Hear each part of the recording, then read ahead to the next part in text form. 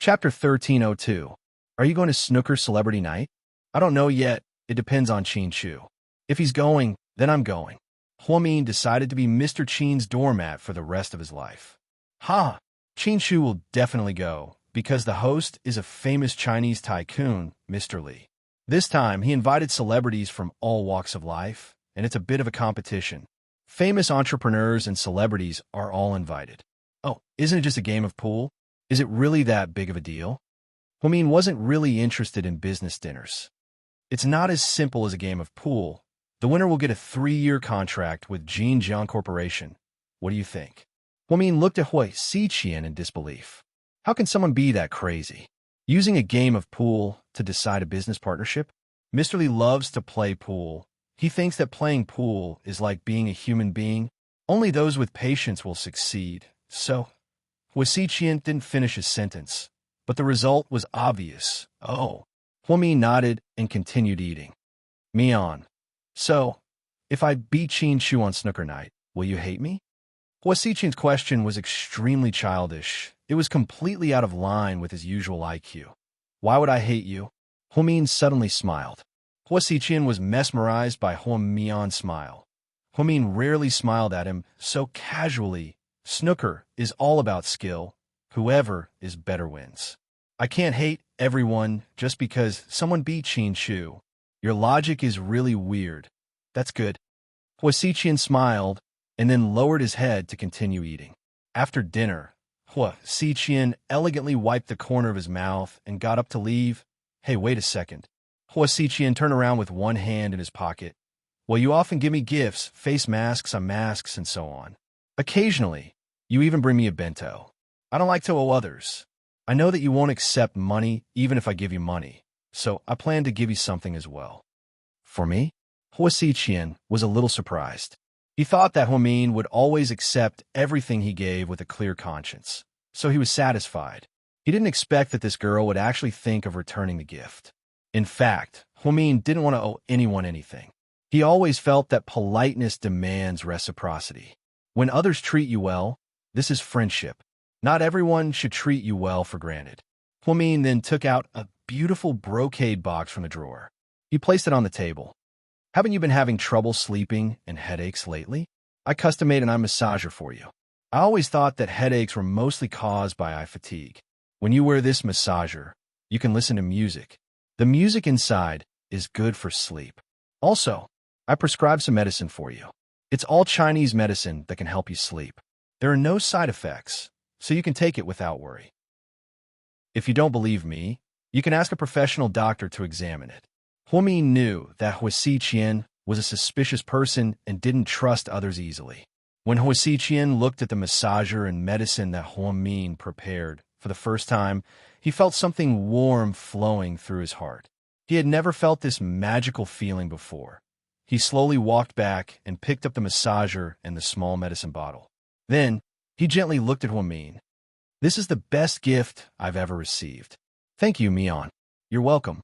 I'm just returning the favor. You've given me so many things before. They're worth a lot. Hui Xiqian took the things and walked out. Huamin had mixed feelings. She wasn't someone who trusted others easily. When Hui Xiqian gave her eye masks, she didn't dare to use them. She even asked someone to identify the ingredients. It turned out that they were high-end skincare products under the Hui Corporation and were sold on the market as usual. There were no problems. Therefore, Huamin suddenly felt that Hui Xiqian might not be hostile towards her. Therefore, after thinking for a long time, she still felt that she should return the favor. That way, she would feel more at ease. Otherwise, she wouldn't have any reason to accept all the gifts he kept giving her. In this world, only when Qin Chu treated her well could she accept it without any psychological burden. Because to her, Qin Chu was already her entire life. At night, Huamin and Qin Chu sat across from each other at home for dinner.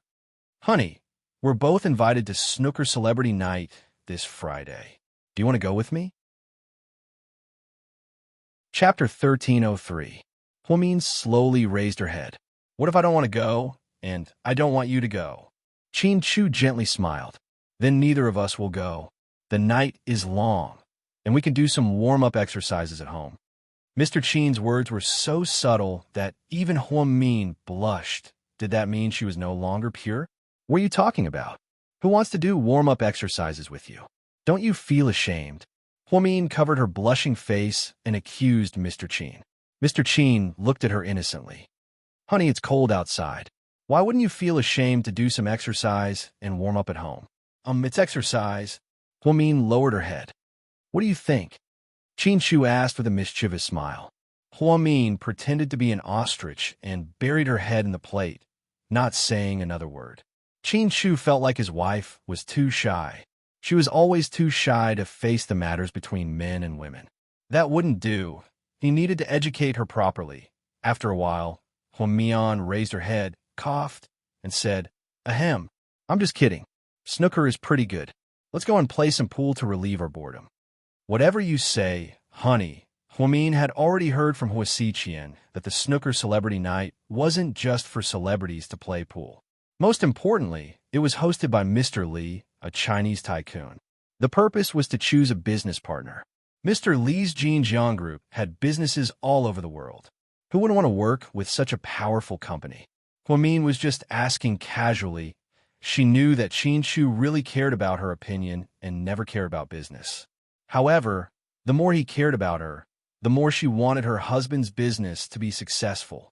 That way, she would feel a sense of accomplishment. Time flew by, and in the blink of an eye, Friday arrived. After Huang Mian got off work, she drove straight to GK, as usual. GK's stylist dressed her up, and the two of them went to the hotel where the event was held. In this late winter season, most female celebrities and socialites would wear fur coats when they attended banquets. Huang Min was a person who rejected fur, so why would he still wear a down jacket? Come, no, it wasn't appropriate to wear casual clothes in an event like this, so Huang Mian wore a suit. Like Chen Shu, she chose a black Korean-style mid-length suit with a buttonless cardigan. The material was high-end and thick, and the workmanship was exquisite. The hair was simply blown dry by the hairstylist. It turned into a fluffy version of Bobo, which was especially cute. She wore black cropped trousers, black diamond-studded heels, and a medium-length black suit with a white lining. Coupled with a light nude makeup, she immediately looked like a different person. She had a special temperament and was extremely refined and refreshing. It was the first time Chen Shu saw Huang Min dressed like this, and a trace of surprise flashed across his eyes. Who said that his wife wasn't a beauty? In his eyes, all the women in the world added together couldn't compare to Huang Min. Only when he saw her would his cold aura immediately warm up. His sharp gaze would become as gentle as water. He said, a young lady's aura completely beats all the other female celebrities. Yang Yang couldn't stop praising her. This guy was a bit of a straight man, so he didn't like women who wore revealing clothes. However, in recent years, this kind of dressing was popular. They would either show off their shoulders or their waists, or they would wear low-cut. However, he noticed that a young lady always dressed conservatively, but she wasn't old-fashioned. He had told his wife more than once that a young lady's dressing was amazing. Yang Yang's wife would faintly say, "You have to be as awesome as President Chen first. Then you can tell me what to wear. Hey, pretty lady, are you free tonight?" Chen Shu walked over and looked at Huang Min, making a rare joke. Chapter 1304. I don't have time. I'm going to play snooker with my husband. Chen Shu smiled and put one arm around Huang Min's shoulder. Under the gaze of the employees, they walked out. The employees behind them looked at them with envy. I used to think that a young lady wasn't stunning enough and wasn't good enough for our president. But now, I realize that a young lady's temperament is amazing. She's not afraid of anything and can even support our president. A high IQ is indeed different. Yes, our young lady is the type that's easy to look at. She's not like some women who look good at first glance, but become uglier the more you look at her. A young lady is the type that looks normal at first glance, but becomes more and more interesting the more you look at her. I'm starting to think that our president and his wife are a good match. Yeah, I've seen people online saying that our president should marry Miss Song, but I feel like Miss Song doesn't make people feel comfortable looking at her. It's like she's not real. Anyway, I think a young lady is pretty good. She's not a busybody and is quite forgiving. She won't interfere with the company's business and is quite independent. There was a saying that time could always reveal a person's true nature. This saying was true. When news of Huamin and Qin Shu's marriage was first announced, many people didn't understand Qin Shu and didn't think highly of Huamin. Now that so much time had passed, more and more people began to like this low-key and capable girl. The entrance of Kempinski Hotel, when Huamin and Qin Shu arrived, the media surrounded them and took photos. Then they let them go and walk down the red carpet. Huamin's outfit this time also caused a huge commotion. Actually, she chose it herself. The stylist really wanted Huamin to wear an evening gown because it was more elegant. However, Huamin thought that she might be able to play basketball on the court like Qin Shu. Wearing an evening gown was too inconvenient. She couldn't perform at all. Therefore, she jumped around and thought that wearing a suit would be more dashing. In the end, she inadvertently became the most popular fashion trend of late winter. During a live broadcast that day, a fashion channel's host and a guest from the fashion industry had this conversation. Host: Miss Kai, which female celebrity's outfit was the best at tonight's snooker celebrity night? Kai, I can't tell what a female celebrity looks like. Most of them are wearing new gowns sponsored by luxury brands. I've seen most of them at European fashion shows, so I won't comment. However, I'm impressed by the young madam of GK. Host: Oh, suits is trended this year? Her outfit was simple, elegant, and elegant. She was elegant's outfits, TSS, A smart's pick, and elegant S's. Elegance, TSS. Indeed, Huamian's simple outfit became the center of attention. This made her feel very embarrassed. People kept taking photos of her, and in the end, she had to hide behind Qin Shu. Like a little girl, she shyly hid behind the person she liked. Qin Shu lovingly held her hand. President Qin, may I ask if I can take a picture with your wife? A socialite came out of nowhere and stood in front of Huamin and Qin Shu like a fan. Huamin awkwardly took 2 steps back. To be honest, this wasn't the result she wanted. She was just here to join in the fun with her husband. She didn't want to become the topic of conversation. Chapter 13:05. Qin Shu could tell that Huamin was trying to avoid her, so he slowly refused. I'm sorry, my wife doesn't like to show her face. Okay then. The socialite moved to the side, a little disappointed. Huamin, on the other hand, lowered her head and quietly followed behind Qin Shu, as if she was afraid that someone would notice her. Not far away, the Song sisters were furious when they saw what was going on. Hua Xiqian hated Song Yishu, so she would rather go in alone than with her. In the end, Song Yishu had no choice but to go with her cousin, Song Yishuan. The Song sisters were dressed very luxuriously. They wore evening gowns that cost more than 100,000 yuan, accompanied by a red and white fur coat. Song Yishu loved the color white and always liked to dress up like a fairy. It was as if that made her look more like a goddess. However, despite how well they dressed up, they still didn't become the center of attention. Instead, Huamin became the center of attention. His black suit instantly captured everyone's attention. Huamin is the most disgusting woman in the world. She's so fake. She always acts like she's innocent, but she's actually very scheming. She saw that we were all wearing evening gowns, so she purposely came up with something to attract attention. What a scheming bitch. Song Yishuan cursed. Whatever. Let's avoid her tonight and don't cause any trouble. Song Yishu was a little annoyed, but she didn't forget to remind her cousin. After all, they lost the car race. She had to fulfill her promise to them, and wherever Huamin appeared, the Song sisters had to stay away from her. Song Yishu wasn't stupid, so she wasn't stupid enough to go up to Huamin and humiliate her. Song Yishuan could only insult Huamin. She didn't have the guts to go up to him. So you arrived a little late. He came in with Tang Chuan. He didn't bring any of GK's female artists with him. The stars from GK and Imperial Star entered the venue in pairs. They were all there to promote their new movies. Anai Yang and Mo Shui came in together. Annie Liang and Jiang Yi entered together.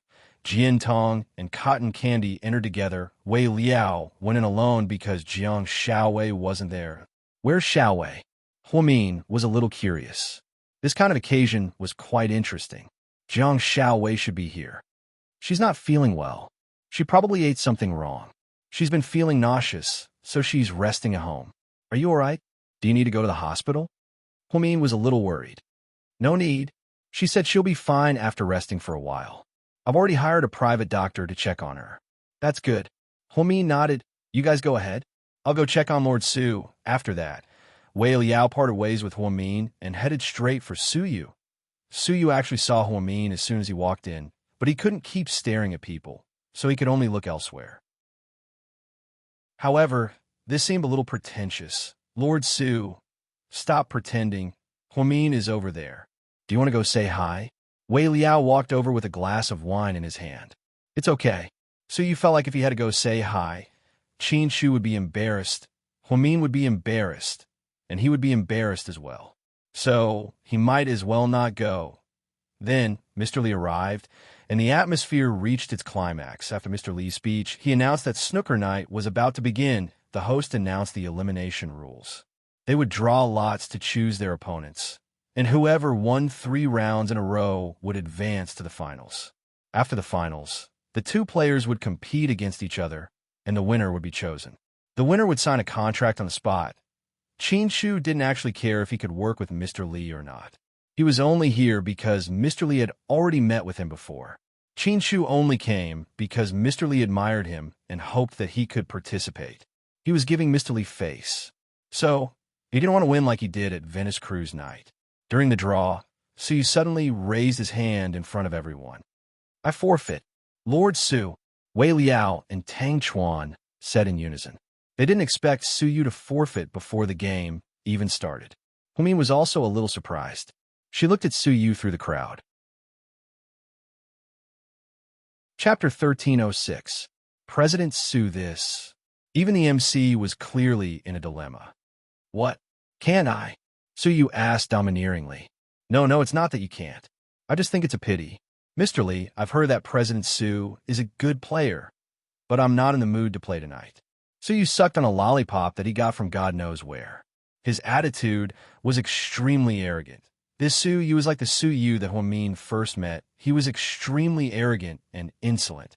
Okay, then I'll now announce. President Su of Imperial Star has voluntarily forfeited. After the MC made the announcement, no one had time to think about it. The competition officially began, and many people signed up that night. These rich people all wanted to try their luck. What if they won? It was a chance to work with Mr. Li for 3 years. However, most of the participants were men. Very few women were good at billiards, especially the difficult game of snooker. Therefore, after Huamin signed up and went on the court, he realized that there were less than 10 women in the competition. However, the Song sisters were among them. This wasn't strange, as the sisters were always the type to go wherever there was a need. They were always afraid that they wouldn't be able to attract attention. Huamin was used to it. But why did Su Yu forfeit? This wasn't in line with his personality at all. Confused, Huamin went on the court with his cue stick and began the 3 rounds of elimination. Tang Chuan and Wei Liao both went on the court, so they didn't have time to ask Su Yu why he forfeited. Su Yu sat calmly on the side like a spectator, watching others play. After 3 rounds, Wei Liao and Tang Chuan came down during halftime. Lord Su, what's going on? Tang Chuan asked. Why did you forfeit? This isn't your style. Wei Liao was also puzzled. Su Yu calmly picked up an apple and took a bite. I just don't want it to be the same as last time. After Tang Chuan and Wei Liao heard this, they looked at each other and immediately understood. Then, Su Yu continued, she definitely wants Qin Shu to win, so if I go up and win, she'll be disappointed. If he loses, then there's no point for me to go up. I don't want to be cannon fodder. At the end of the day, you're still afraid that if you beat Qin Shu, Huamin will be angry, right? Tang Chuan was a little frustrated. You can't say that. Huamin isn't such a petty person. I think Lord Su doesn't want to end up in a PK with Qin Shu like last time. After all, Huamin will always be on Qin Shu's side. There's no need to torture himself like that. Su Yu nodded. The few of them immediately understood what was going on. After 3 rounds, only 20 people advanced to the next round, and they were divided into 10 groups. The next round was one-on-one PK, and they were free to choose their opponents. Song Yishuan was already eliminated, so Song Yishu advanced to the next round. This wasn't surprising. Huamin thought that Song Yishu would definitely choose her, but to her surprise, she didn't. Song Yishu calmly glanced at her and said, "I choose Yang." The truth was, Song Yishu wasn't stupid. She had suffered too much at the hands of Huamin later on. She concluded that Huamin was indeed a smart woman. No matter what she did, she was very good at it. Plus, since Huamin dared to take the initiative to participate, it meant that she wasn't an ordinary person. Although Song Yishu played well, she still didn't want to lose to Huamin in front of so many people. That would be really embarrassing. Haha. And Yang only said 3 words in response to Song Yishu's provocation. From Yang's perspective, Song Yishu chose him because she was afraid that she couldn't beat Huamin. But was he someone who was easy to bully? Then, Yang walked past Huamin with a pool cue and said in a low voice, "Sis, wait for me. I'll avenge you. I'll definitely torture Song Yishu to death." And Yang's words made Huamin not know whether to laugh or cry. Just as she was lamenting in Yang's words, she suddenly heard a man's voice say, "I choose Huamin." Chapter 1307. Huamin turned his head in surprise and saw that it was Jiang Yi. Jiang Yi was a complicated person. He came all the way from Jing City just to work with Qin Shu and enter the European and American markets. However, a few days ago, he signed a huge contract with Imperial Star and became GK's rival. Moreover, he shamelessly challenged a young lady of GK. This was a mystery. Huamin didn't care. He would fight whoever he fought. Therefore, she walked over with a pool cue in her hand. Annie Liang and Jian Tong were rivals, and they would compete with each other wherever they went. Especially in recent years, Jian Tong had become more popular, so Annie Liang was jealous of her. Unintentionally, these 2 rivals were paired together. On the other hand, Tang Chuan and Wei Liao were paired with some older celebrities. In the end, only Hua Xiqian and Qin Shu were left. Hua Xiqian walked over with one hand in his pocket and smiled. "President Qin, let's have a match?" His tone was gentle, but his eyes were challenging. Qin Shu knew that Hua Xiqian seemed to have been waiting for this opportunity for a long time. He seemed to have wanted to have a match with him for a long time. However, Siyu had always been there, so he hadn't made a move yet. Faced with Hua Xiqian's challenge, Qin Shu only replied with one word proudly. "Okay, show me what you've got. I want to see if the man Mian likes is as good as he seems." Hua Xiqian sneered. Then he picked up his cue stick and walked past Qin Shu. The 20 people had an exciting match on the 10 tables. There were more than 500 people watching from all walks of life. There were also countless people watching in front of the TV. Although it wasn't as formal as the professional snooker players, it was still exciting. Jian Tong and Annie Liang's sparks flew as soon as they started. They looked like they were going to eat each other up. However, the truth was that they weren't very good. The only reason they were able to advance to the next round was because their opponents were too focused on their beauty to play, so they lost. Everyone knew that the most interesting players were Hua Xiqian and Qin Shu. The Hua Corporation wanted Mr. Li's 3-year contract. GK wanted it too. Qin Shu didn't say anything, but he didn't want to lose to Hua Xiqian. As a spectator, Su didn't feel any pressure and just watched calmly. However, unlike others, he didn't care who would win, Hua Xiqian or Qin Shu. He wanted to see Hua Mian play basketball. He had never seen her play so well before. It was at this moment, it was the right decision. Qin Shu, Hua Mian, Qin, and Qin as Jintong, and Annie Liang were in formal wear, so their postures were limited and they couldn't play to their fullest potential. For example, in evening gowns, when they lowered their heads, their cleavage would be exposed. Their postures weren't good either. The same went for Song Yishu. Huamin, on the other hand, was very steady as soon as the match started. She hit 3 balls in a row, and all of them went in. Jiang, you didn't even have a chance to make a move. When Huamin hit a difficult ball, she gestured in a few directions, but she didn't think it was safe enough. In the end, she used a pole vaulting method. She had the white ball jump up and hit the target ball with one ball between them. Then it slowly entered the hole. Just then, the camera in front of the TV swept over them. Everyone watching couldn't help but clap. The live commentators were also very excited. Lady Qin's skills were amazing at the beginning. On the fourth ball, she used a difficult pole vaulting method. It was so beautiful. Suyu stared at Huamin without blinking. His eyes were filled with unconcealable love and admiration. So, Huamin, you're not going to save any face for me? Jiang Yi rubbed his nose and helplessly asked with a smile. He liked Huamin, so he didn't want to work for Qin Shu and sign with Imperial Star.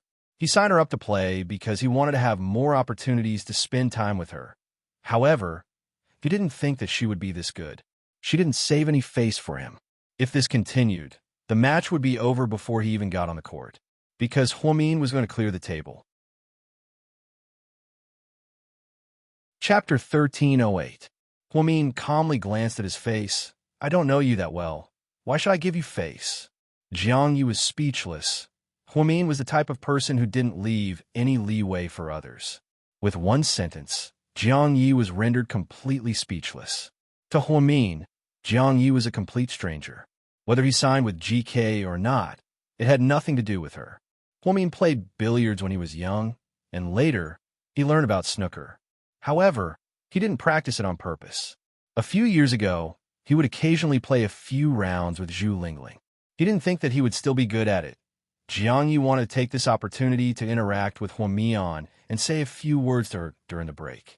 However, to his surprise, this girl cleared the table in just a few moves. She didn't give him a chance. In a game like this, whoever started first had a higher chance of winning. So for the sake of fairness, the players were decided by drawing lots. In the other group, Song Yishur was quite lucky. She was the first to go on stage. However, her skills were far inferior to Huamin's. After 2 shots, she missed the third one. Although Ni Yang wasn't an expert, he was more than capable of dealing with Song Yishur. That was why he dared to promise Huamin that he would help her torture Song Yishur. You're actually quite an interesting person. You're afraid of losing to my sister and embarrassing yourself. So you chose me to be your punching bag, right? Unfortunately, my skills are just a little bit better than yours, so just wait for me to torture you. Before Ni Yang started playing, he said this to Song Yishur. She was so angry that her face turned pale. However, Ni Yang was a man of his word. He didn't give Song Yishur a chance to retaliate and slowly cleared the table. Song Yishur was wearing an evening gown and a fur shawl. She stood on the side like a flower vase. Cousin, how could you make such a mistake? Now they got the chance. I'm so worried. Song Yishuan was anxious but couldn't do anything to help. Jian Tong and Annie Liang had similar skills, but Jian Tong had a higher EQ, so she always said things that made people angry to provoke Annie Liang, causing her to make mistakes. Do you think you can sit back and relax after going to GK? Unfortunately, President Qin doesn't like you, so you won't stand a chance even if you go. Anyway, you're useless at Imperial Star, and President Su doesn't like you either. If I were you, I would have retired from the entertainment industry a long time ago. After all, I'm getting old, Jian Tong said with a smile. Liang Annie was so angry that her hands were trembling. She gestured for a long time, but she still hadn't scored a single goal. On the other hand, Jian Tong had already scored 2 consecutive points. Hua Xiqian had actually planned to meet Qin Shu in the finals. However, he suddenly changed his mind. He felt that it would be more interesting if he eliminated Qin Shu now. He could really take away his limelight. So, they met in the 10th group. When Qin Shu came today, he thought that he would be at odds with Suyu, just like last time at Venice. However, to his surprise, Suyu forfeited, and Hua Xiqian took the initiative to provoke him. However, he wasn't too surprised. Hua Xiqian had been hostile towards Qin Shu for a long time. He could clearly feel that. At the same time, he also felt that Hua Xiqian didn't have good intentions towards Huamin. Qin Shu was much more cautious against Hua Xiqian than he was against Suyu. He knew that Suyu was a straightforward person and wouldn't play dirty. However, Hua Xiqian was different. He was capable of anything. There were some things that others didn't know, but he knew. Rick's men had been keeping an eye on Huasiqian, even though they didn't have any concrete evidence. However, he definitely had something to do with Hua Zhenghai's death. However, Qin Shu didn't tell Huamin about this. He didn't want Huamin to worry, nor did he want Huamin to get involved in this smoke-filled battlefield. Qin Shu was very lucky. He drew the starting line, so his hands were very smooth, and he scored 5 consecutive points. At this rate, the table was going to be cleared, and Huasiqian was going to lose for sure. Just as Qin Shu was about to score the 6th point, Huasiqian lowered his head and whispered in his ear, "I heard that you've been investigating Mion's background." Chapter 1309. Qin Shu's hand trembled slightly, and the force of his shot deviated a bit. Then the ball almost stopped at the hole. It didn't go in. Qin Shu made a mistake. Everyone in the audience sighed. They all thought that Qin Shu would be able to beat Huasiqian. Damn, what's going on? Qin Shu only got his 6th shot. Tang Chuan, who had just finished his game and returned to the resting area, was obviously disappointed by Qin Shu's mistake. "I think something happened," Wei Liao analyzed. So you turned around and looked at the slow-motion replay on the big screen. Then he slowly said, "I don't know what Huasiqian said to Qin Shu, but he got distracted. Something that could distract a 1,000-year iceberg like Qin Shu. It must be something important, right?" Tang Chuan guessed. "Could it be something to do with Huamin?"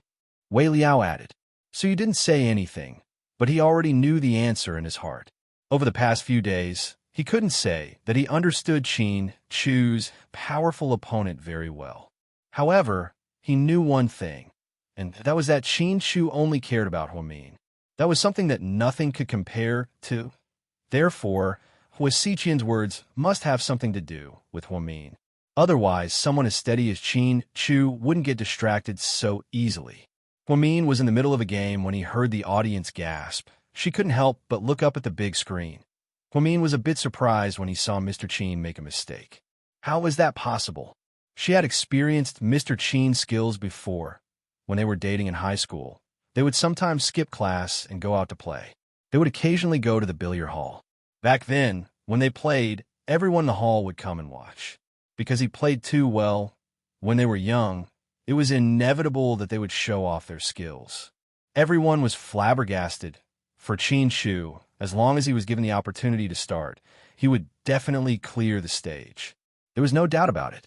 But why did he make a mistake? When Huamin was distracted, he also made a mistake. The ball did not go in. Jiang Yi finally had a chance to turn things around. "Wow, you made a mistake." Jiang Yi smiled proudly. Huamin turned around and glanced at his face. "Even if I make a mistake, you can't beat me." That confident, Jiang Yi stared at Huamin's face with interest. "Because you don't have the ability to clear the table." Huamin sneered.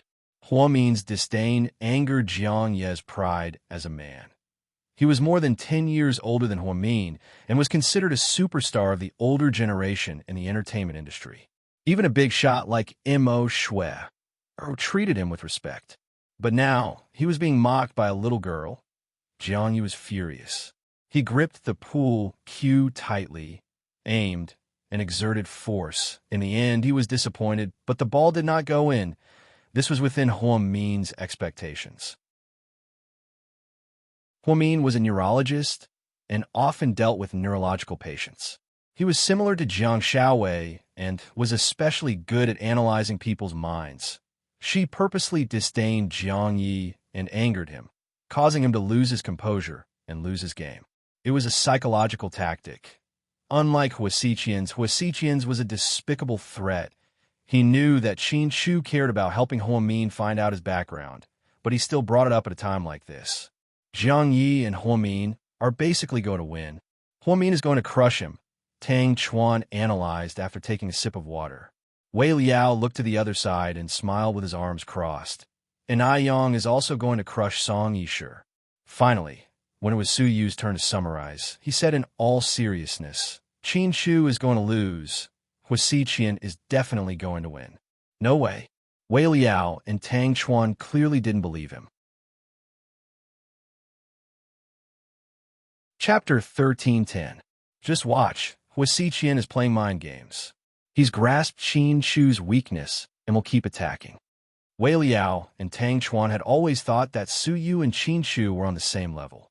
Hua Xiqian was on a lower level than the two of them. That was why they had always underestimated him. They thought that he was just a rich man who relied on his status as an adopted son to get rich. However, Su Yu didn't think so. He had known Hua Xiqian for 3 or 4 years now. They weren't good friends, but they were quite familiar with each other. They would often run into each other at nightclubs and drink together. Su Yu had long known that this person was ambitious. He wasn't as simple as he seemed on the surface. Today, he took the initiative to provoke Qin Shu, which meant that he was confident in winning. Although Su Yu said so, Wei Liao and Tang Chuan still had some doubts. This was because Hua Xiqian's skills weren't very good. At most, they were decent. However, compared to the supermasters like Hua Min, Qin Shu, and Su Yu, he was still quite a distance away. As expected, Hua Xiqian couldn't play after 2 shots. The ball deviated from its course. It was still quite a distance away from the hole. The ball once again fell into Qin Shu's hands. He picked up the pool cue, regained his prestige, and began to make consecutive shots. However, as expected, Hua Xiqian didn't stop talking beside Qin Shu's ear. "You better stop investigating. It won't do Mian any good. It seems like you know everything." Qin Shu wasn't surprised because he and Hua Min had already guessed that Hua Xiqian knew about it. "Yes, I didn't know a lot, so." Qin Shu raised his eyebrows and looked at Hua Xiqian. "So, do you want to consider losing to me? Maybe I'm willing to say more." Hua Xiqian smiled confidently. On the other hand, it was a 3-year contract with Mr. Li. On the other hand, it was the mystery of Hua Min's birth. How would Qin Shu choose? Needless to say, it was definitely the second one. Because in Qin Shu's eyes, nothing could be more important than Hua Min's matter. Therefore, he deliberately tilted the ball and missed it again. Hua Min, who wasn't far away, couldn't help but feel nervous when he saw Qin Shu's repeated mistakes. What was Hua Xiqian up to? Why did Mr. Qin keep making mistakes? This was absolutely impossible, unless his emotions were affected or he lost on purpose.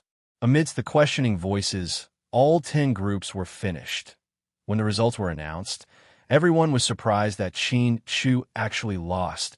"Oh my God, Lord Su, you're a fortune teller. It's just as you predicted." Tang Chuan exclaimed that Su Yu's guess was spot on. Su Yu calmly looked at the scene.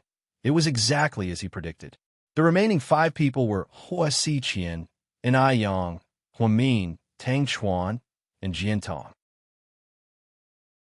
However, in terms of points, the other 3 completely lost.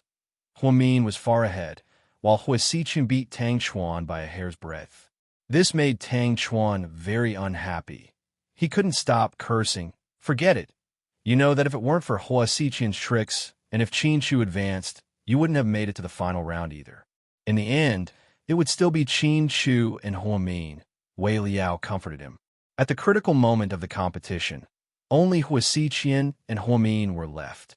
This pair of brother and sister in name were at each other's throats. "Hey, guess who's going to win? I think Hua Min's going to win. That girl is really good. She cleared the entire stage." Someone said, "I think Hua Xiqian's going to win. He beat Qin Shu. He's really something." There were all kinds of comments. Hua Min was afraid that Qin Shu would be in a bad mood, so she walked over in front of everyone. She wrapped her arms around his waist and said coquettishly, "Honey, don't be sad. I'll win it for you in the final round." Hua Min thought that Qin Shu was sad because he was worried about Mr. Li's contract. Chapter 13:11. Don't feel too pressured. Just do your best. I don't care about Mr. Li's contract. Qin Shu gently stroked Hua Min's hair by her ear, his tone extremely gentle. He really didn't care. If it weren't for Mr. Li, he wouldn't have even come.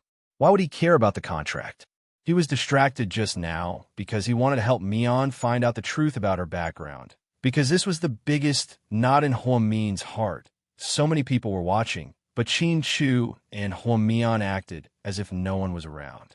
It was as if they only had eyes for each other, which made the host very envious. People have been saying that President Qin is a henpecked man, and it seems like they're not baseless. Although President Qin lost to President Hua, he was able to get the safety of his beloved wife. I have to say, it's a blessing. I heard that Qin Shu and Hua Mian were childhood sweethearts. They were so passionate when they were in high school. Someone whispered in the crowd. Yeah, I heard about it too. They were both students at second high. Lady Qin was the top scholar of her year and got into second high with the highest score. She's awesome. I also heard that they broke up for some reason and President Qin went abroad. But when he came back, he immediately married Lady Qin. Look at them. This is true love. Not many people can be together with their high school sweetheart. Everyone chimed in one after another. This was the first time Hua Min was so shameless as to act coquettishly with Qin Shu in front of so many people. She smiled at Qin Shu, afraid that he would be in a bad mood. So, she kept trying to make him laugh. Hua Min is too much. She's torturing us in public in such a formal setting. Tang Chuan complained. Wrong. She's not torturing us. She's torturing Lord Su. Wei Liao said in all seriousness. Su, you seem to be used to their teasing, so he didn't say anything. However, when Hua Min hugged Qin Shu with both hands and acted coquettishly, he subconsciously looked away. That scene was too beautiful. He couldn't bear to look. Although he already knew that Hua Min didn't belong to him, seeing her in Qin Shu's arms, blossoming gentleness, he still felt a dull ache in his heart. After coaxing Mr. Qin Shu for a while, the time was right. Hua Mian changed her cue stick and returned to the ultimate PK stage valiantly. So many people were watching their final showdown. Hua Xiqian was he's. Back then, he's T, S, T, she's S. S is T, that made it even easier for him. Mian, you have to go easy on him later. Hua Xiqian didn't know when, but he stopped calling Hua Mian little sister. It was just too simple Mian, but he felt warm every time he called her that. Hua Min quietly glanced at him. Don't worry, since we're both Huas, I won't let you lose too badly. Upon hearing this, Hua Xiqian smiled brightly. He liked how unbridled Hua Min was, as if he was the only one who could do it. From afar, Song Yisher observed Hua Xiqian's expression. She suddenly said with a complicated expression, when he's facing Hua Min, his entire person changes. Chapter 13:12. Song Yisher was right. Although Hua Xiqian usually smiled, it was just a fake smile. It never came from his heart. He was a person that no one could see through, and no one knew what he was truly thinking. Just like how he wasn't excited at all even though he was in control of the whole corporation. It was as if everything was meant to be his. However, when he faced Hua Min, he was different. Song Yisher used to think that Hua Xiqian and Hua Min were working together and using each other. However, just now, she carefully observed Hua Xiqian's micro-expressions. She was shocked to discover that this wasn't the case. Did Hua Xiqian put in so much effort to set up this big show? Was it really for Mr. Li's 3-year contract? It was hard to say. Maybe it was for something else. Hua Xiqian looked at Hua Min with such an honest and warm smile that Song Yisher was shocked. To Song Yisher, Hua Xiqian was the devil. However, to Hua Min, he was a nice guy. Hua Xiqian's signature on WeChat was very special. In the past, Song Yisher only thought that he wrote it casually. However, she felt that it was different now. There was a saying, don't ever get to know me from other people, because I'm not the same to everyone. Could it be that? Hua Xiqian and Hua Min? Song Yisher wasn't sure. Cousin, what's wrong? Song Yishuan asked curiously when she saw her cousin's strange expression. I just had a crazy idea. What idea? Song Yishuan was even more curious. I'm not sure yet. I have to see the results of the competition. Song Yisher thought that if Hua Xiqian really liked Hua Min, then the winner of this competition was already set. Hua Min would definitely win. However, if Hua Xiqian cared more about benefits, then he would definitely think of a way to win against Hua Min. If he wanted to deal with someone, he had thousands of ways to deal with them. Even someone as calm as Qin Shu was about to break down because of him. Dealing with Huamin was something that could be done in a matter of minutes, right? The question was, did Hua Xiqian want to deal with Huamin? This was the key question. After analyzing the situation, Song Yisher suddenly felt like the finals, therefore. She paid more attention to their micro-expressions. Qin Shu took a small sip of his champagne and watched the scene calmly. He didn't know how Hua Xiqian would deal with Huamian. What's to Huamin? Huamin's Hua's Huamin's Hua Xiqian would get the 3-year contract. However, Qin Shu had the same thought as Song Yisher. He didn't think that Hua Xiqian's goal was to win against Huamin. Therefore, the outcome of the competition was uncertain. Lord Su, let's bet on big or small. Ha! I'll bet on Huamin, Tang Chuan laughed. I'll bet on Huamin too, Wei Liao quickly added. After 5 seconds of silence, Su Yu calmly said, I'll bet on Huamin too. Fuck. All 3 of them are betting on the same thing. What's the point? There's no stakes. Don't tell me you guys don't think Hua Xiqian will win? He's the dark horse that beat Qin Shu. Tang Chuan deliberately led them on. Then you can bet on Hua Xiqian. Su, you didn't mince words, Tang Chuan. Because the 2 of them were in the finals, they attracted a lot of attention as soon as the game started. Huamin was unlucky and didn't get to start. Therefore, Hua Xiqian had the right to start the game. He picked up a pool cue and casually started the game. It was just like playing billiards, without any pressure at all. However, the atmosphere in the stadium was extremely tense. At the center of the stage, an old man with a serious expression suddenly asked his assistant, what's the background of the little girl that's going up against the president of the Hua Corporation? Chapter 13:13. President Li. That's the wife of GK's CEO, President Qin. His assistant was smart enough to do a thorough investigation. Apparently, when Mr. Li wanted to invest in C-City, he did a lot of research on famous people. He was the most interested in GK because the CEO was too young. Of course, Su Yu from Imperial Star was also one of the best. However, Su Yu is only in the entertainment industry and didn't cover a lot of people. Therefore, Mr. Li was more inclined to work with Qin Shu, which was why they met before the game. They had a great conversation. Mr. Li was over 60 years old, and he became one of the richest men in China because he had met countless people. Qin Shu, on the other hand, had a high IQ, a high EQ, and a good upbringing. Mr. Li admired him a lot. Although they just lost the game, Mr. Li wasn't disappointed. Mr. Li smiled when he heard that President Qin's wife was the last to enter the finals. It seems like this couple isn't simple at all, Mr. Li commented with a smile. After Huamin went on the court, he no longer smiled at Qin Shu.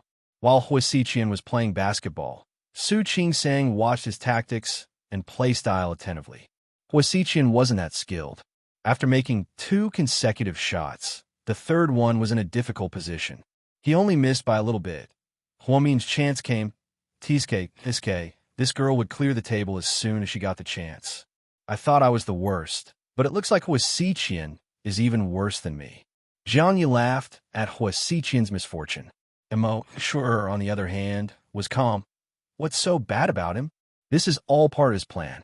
He likes to play everyone in the palm of his hand. That's what he enjoys, so he doesn't care if he wins or loses. Mo Shu'er sneered. She loved Hua Xiqian too much, so she knew him too well. He didn't care about the result at all, but rather the fun of the game itself. Mo Shu'er's heart sank when she saw Hua Xiqian smile at Huamin. Even when she slept with him, he refused to give her such a warm smile. It was as if she was just a tool for him to vent. Once he was done with her, he didn't need to look at her again. So, compared to Huamin, she was the most pitiful, right? I'm sure you want her boyfriend to win, right? Zhang Yi asked Mo Shu'er with a smile. Well, at least I'm better than your untouchable goddess. Mo Shu'er mocked. Zhang Yi was speechless. Mo Shu'er. I had always referred to Huamin as a goddess because Zhang Ye's heart was itching for her. Not to mention touching her. He didn't even have the chance to talk to her. For a character like Zhang Yi, Huamin was someone on the altar too far away. Even a big shot like Su Yu had to step aside, let alone a small character like Zhang Yi. She felt that she was a big shot, but in Huamin's world, she was the lowest of the low. She didn't even need to think about how to torture him. It could be done in minutes. Everyone quietly watched the match. Huamin was calm and collected, neither arrogant nor impatient. One after another, for people entered the arena. This finals is boring. There's no suspense at all. It's basically Huamin bullying Hua Xiqian, Tang Chuan yelled.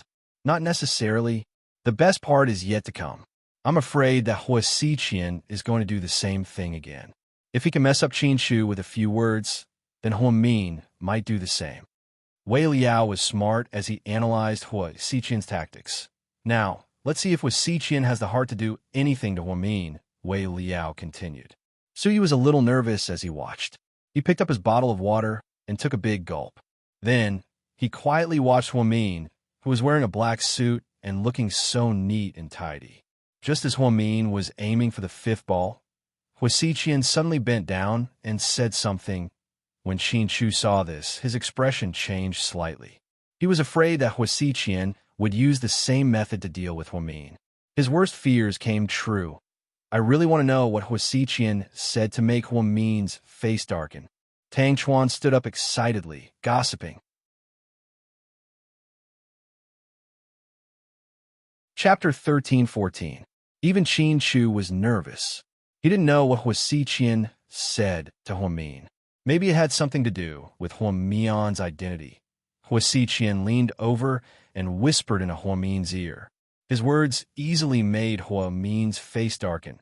What he said was, "Mian, 7 years have passed, and you're still at A? Haven't you gone through puberty yet?" Huamin never thought that Hua Xiqian would say something so frivolous in a situation like this. Plus, she was already at B, okay? Huamin coldly retorted, "When did you go blind?" Hua Xiqian. Then, Huamin ignored Hua Xiqian and continued to play the ball calmly, one shot at a time, without a single mistake. The balls of all colors went into the hole in order. Finally, the black ball made a beautiful spin. After the black ball spun a few times, it rolled steadily into the hole. Then, the audience erupted into applause. "Tisk, tisk. It's so embarrassing to lose to a girl like you. It's not embarrassing to lose to the champion. You're the runner-up after all." Huamin's words were infuriating. Hua Xiqian didn't know what to say with that one sentence. Song Yishi's face gradually darkened. "I knew it." That's what he was thinking. Song Yishi clenched her fists so tightly that her knuckles turned white. She finally understood. Hua Xiqian didn't like her, but he set her up to marry him. It was all because of Huamin. In the past, she thought that Hua Xiqian and Huamin were driven by their own interests. That was why they set her up. Now, it seemed like Hua Xiqian was a love-struck type. He liked Huamin. In order to avenge Huamin, he married her and brought her home to torture her. At this thought, Song Yishi was furious. She felt blood rush to her head. Hua Xiqian. "Huamin, I won't let you go. I'll make you die a horrible death." Song Yishi swore to herself. Suyu finally let out a sigh of relief when he saw that Huamin had won. It was as if he could only feel at ease after Hua Min's leaked. There's nothing left to watch. Suyu didn't want to watch anymore. He just wanted Huamin to win. So, he turned around and stood up. Wei Liao and Tang Chuan followed behind him. Mr. Li was obviously very happy. When he presented the trophy, he even took a picture with Huamin and Qin Shu. A young lady of GK won first place at the snooker celebrity night.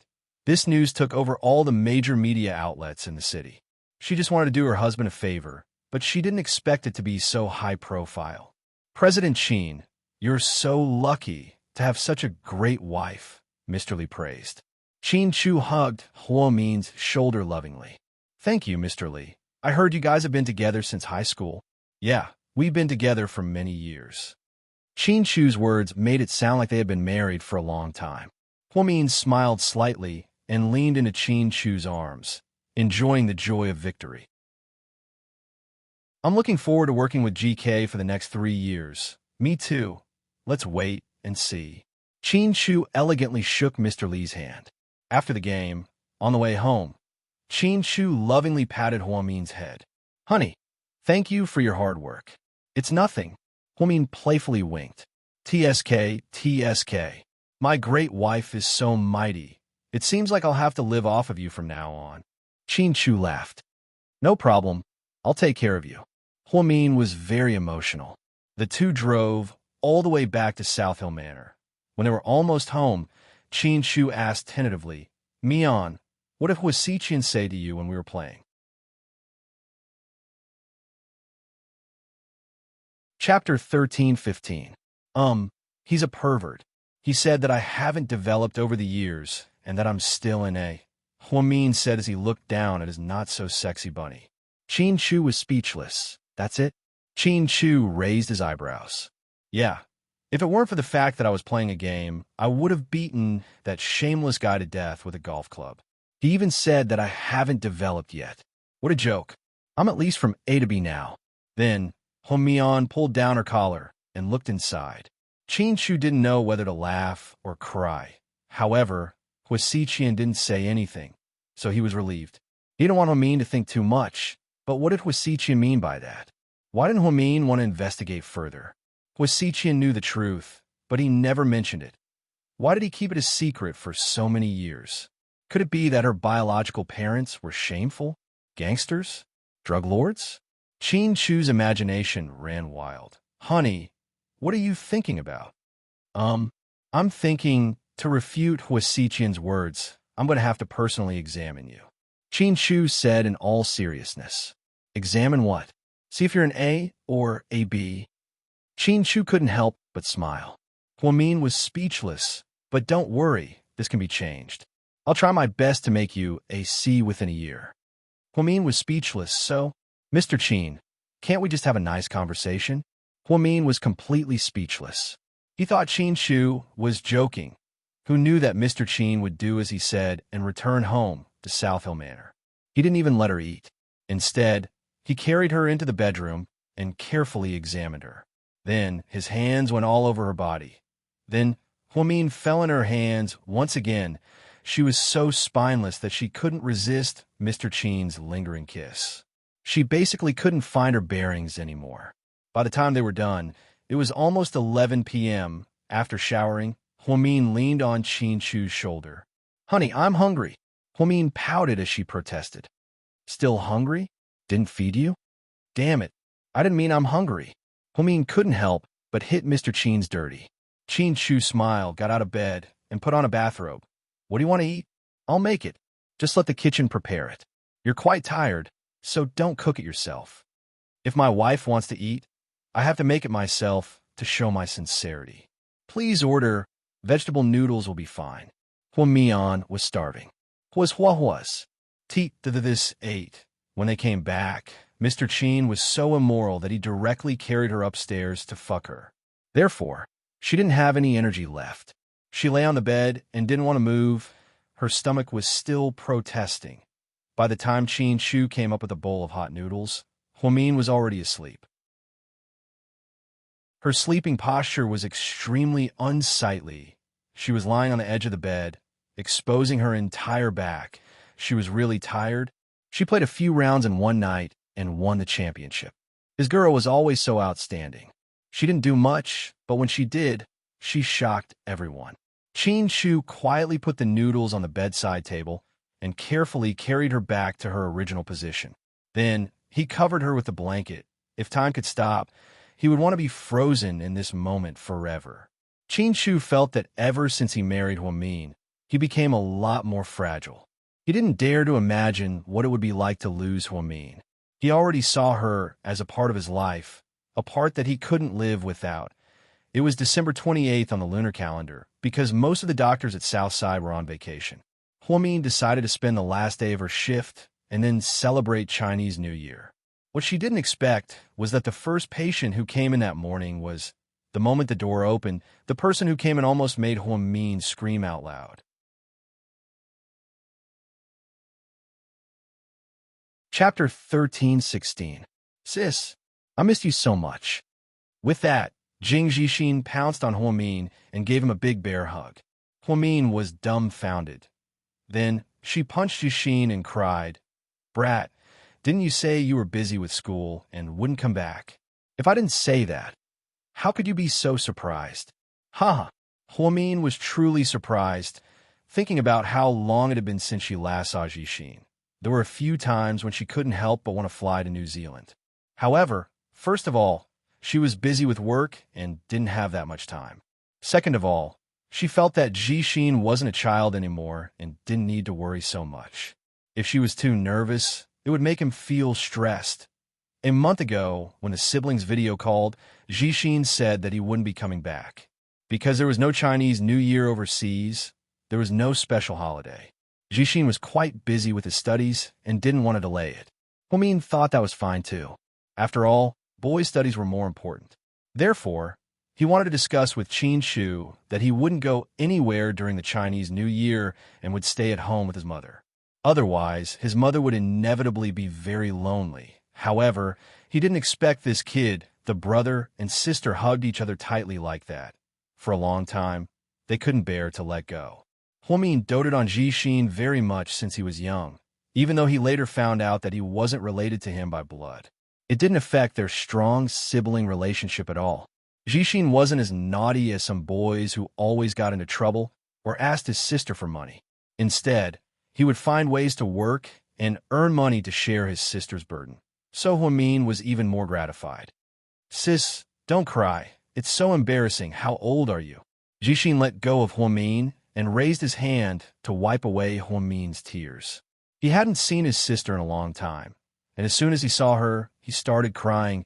"I really missed you," Huamin choked out, then let go of Jixin and looked at him up close. Jixin was wearing a navy blue jacket, dark blue jeans, and white tennis shoes. He was carrying a black backpack on one shoulder, and he looked very youthful. "You little brat, you've grown taller."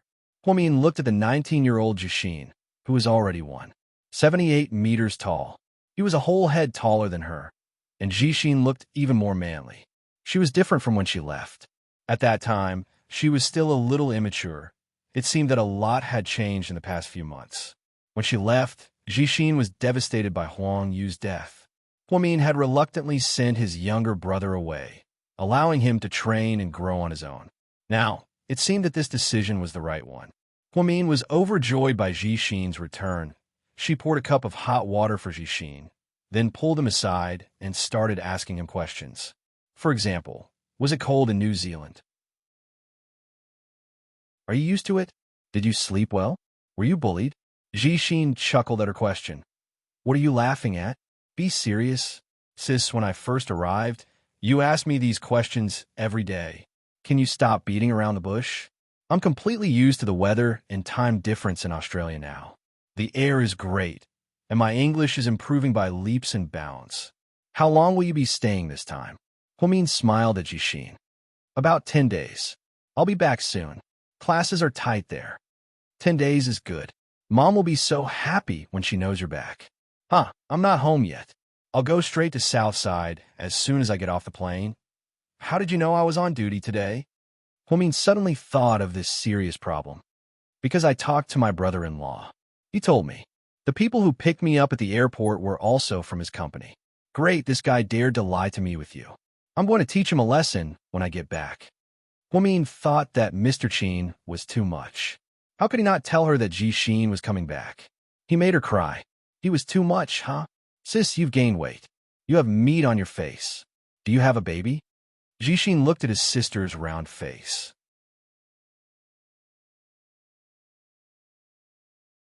Chapter 13:17. Baby my ass, no. I really didn't. No, you're working so hard. Sis, I really want to be an uncle. That's not up to me, okay? Please, why don't you ask your brother-in-law to work harder? Huamin was furious. However, Jixin's next sentence was even more infuriating. I did, and he said he's already working hard. Huamin was speechless. Mr. Qin, you're such a pervert. You'll be a bad influence on the kids. Huamin was overjoyed when Jixin returned. He only worked half a day and left in the afternoon. He drove Jixin home. When they arrived, Yang Meiyerong was cleaning the house. She was wearing an apron and mopping the floor with a mop. She didn't even turn around when she heard footsteps. Mian, aren't you supposed to be on duty today? Why are you here? Mom.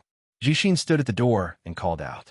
Yang Meirong's body trembled, and she quickly turned around. Mom, I'm back. Jixin's tall and handsome figure stood there with a smile. Yang Meirong's eyes went from shock to joy and tears.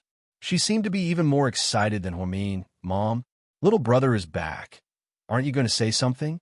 Why are you standing there? Huamin snickered. Only after Huamin reminded her did she realize what was going on. She immediately threw away the mop and rushed over. She threw herself into her son's arms. Jixin, why did you suddenly come back? I was going to come back for Chinese New Year. I didn't tell you guys because I wanted to give you and Sis a surprise. Jixin hugged his mother. This kid really makes me worry. Yang Meirong was so touched that she couldn't help but cry. The mother and son hugged for a while. When Yang Meirong came back to her senses, she immediately rushed into the kitchen to prepare lunch. Jixin opened his suitcase and began to organize the gifts he brought back. Sis, this is for you. You have a gift? Are you that happy? Huamin smiled as he took the beautifully wrapped rectangular box from Jixin's hands. It's a local perfume from New Zealand. Although it's not a famous brand, it smells really good. It's all natural. Foreigners like to talk about natural and non-irritating. Thank you, brother. Huamin was obviously very happy. She even took out her phone to take a picture of it as a memento. Then, Jixin took out a scarf and placed it on the sofa. This scarf is for Mom. It's pretty. I saw a few of my classmates from China get one for Mom. Not bad, you brat. Now you even know to bring us gifts. Huamin sighed. There's also my brother-in-law's. I'll give it to him when he comes for lunch.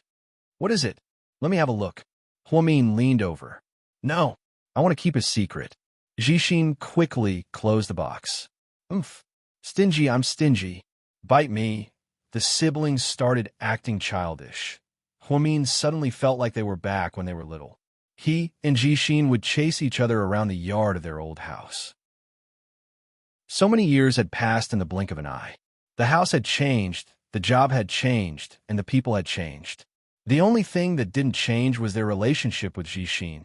Yang Meirong was very happy today. She made 16 dishes for lunch. There were dishes that Huamin, Jixin, and Qinshu liked. Qinshu arrived just in time for lunch. As soon as he walked in, Huamin rushed over and pushed him to the bathroom. Wash your hands, wash your hands. Qinshu smiled, but didn't say anything. He followed Huamin to wash his hands. Inside the bathroom, Huamin pretended to be angry as she pointed at Mr. Qin and asked, Jixin is coming back. If you knew, why didn't you tell me? Am I still your wife? Are you still my husband?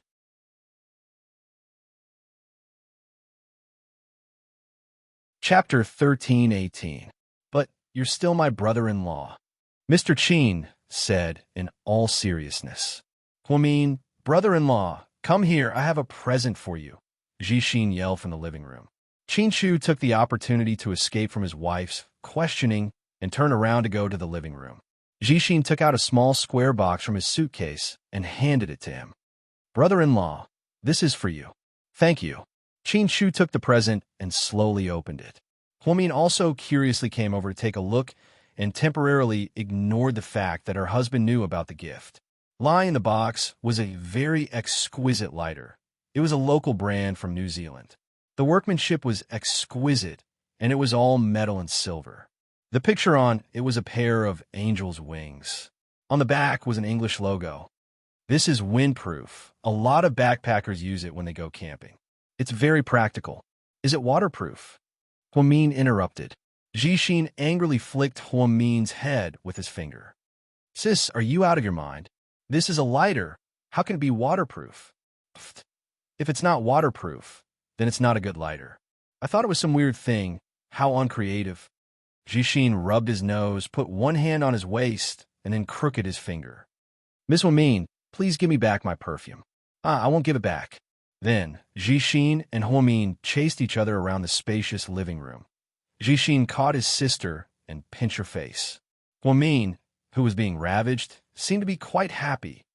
Qinshu sat on the sofa and rested his head on one hand. He watched the siblings play with each other, and his heart was filled with happiness. Finally, Huamin was tired. Huamin wrapped her arms around Jixin's neck and took a photo. The two sisters smiled brightly, especially Huamin. She rarely laughed so recklessly, but it was very beautiful. It seemed like anyone who saw the photo would be in a good mood. She posted the photo on her WeChat and Weibo. There were only 8 words in the caption. Once brother and sister, forever brother and sister. Wow, Jixin's back. He's even more handsome than before. I told you I wanted to be your sister-in-law, but you said I was old? Oomph, Zhu Lingling teased. Huamin replied to Zhu Lingling, you're not just old. More importantly, you're crazy. I'm afraid you'll harm the little fresh meat, huh? Jixin replied to Zhu Lingling, Sister Ling, don't mess around. Gao Ran replied to Zhu Lingling, I'll be home in half an hour. We need to talk. Zhu Lingling replied to Gao Ran, Uncle Policeman, I'm just playing with that kid. Don't take it seriously.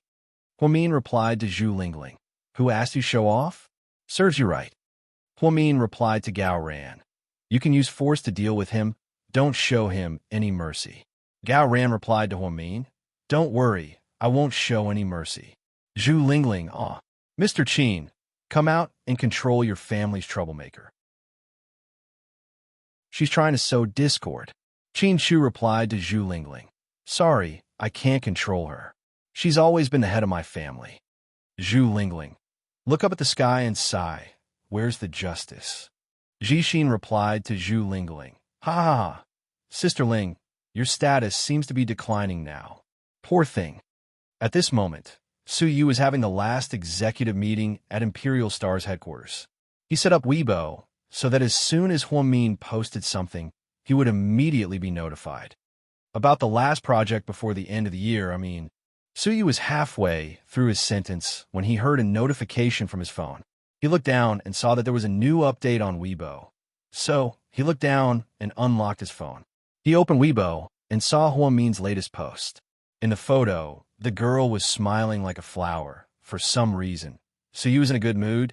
He felt like his heart was about to melt from Huamin's cuteness. President Su, what did you mean just now? The vice president beside him wasn't afraid of death. He nervously asked Su Yu what he didn't finish.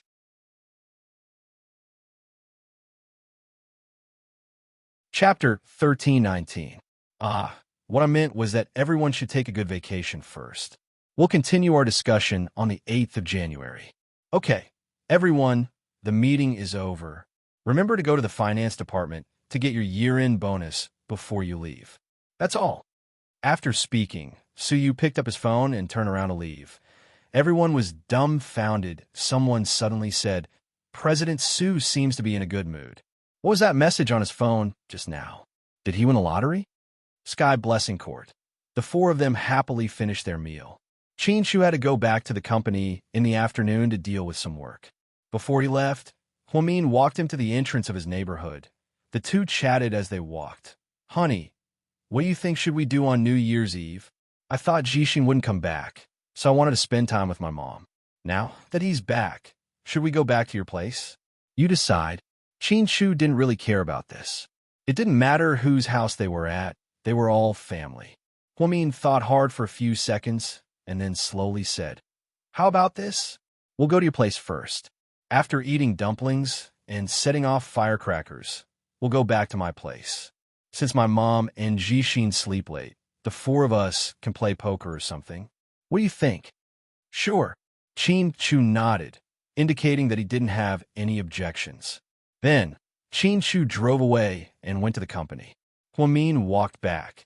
The truth was, she had thought about why the 2 families couldn't spend New Year's Eve together. But first, if her mother and Jixin went to the Qin family's house, they would be a bit reserved. Everyone knew that if they didn't spend New Year's Eve at their own home, they wouldn't feel a sense of belonging. She couldn't let the Qin family's parents come to Sky Blessing Court either. That was unrealistic. The main reason was that there was a deep misunderstanding between the Liang family, especially between Huamin's mother and Qin Shu's mother. It was also mixed with the knot in their hearts when Jingda died. Therefore, Huamin didn't want the Liang family to be together. The only solution was to have one family for the first half of the night and another for the second half of the night. When Huamin came back, he told his mother and Jixin his idea. They obviously didn't have any objections. Mian, I have something to tell you. As they sat in the living room eating fruits, Yang Meiyirong suddenly spoke. Go ahead, Mom. Huamin peeled an orange and spoke with his head lowered. 2 days ago, Shopping came to my house and bought me some fruits.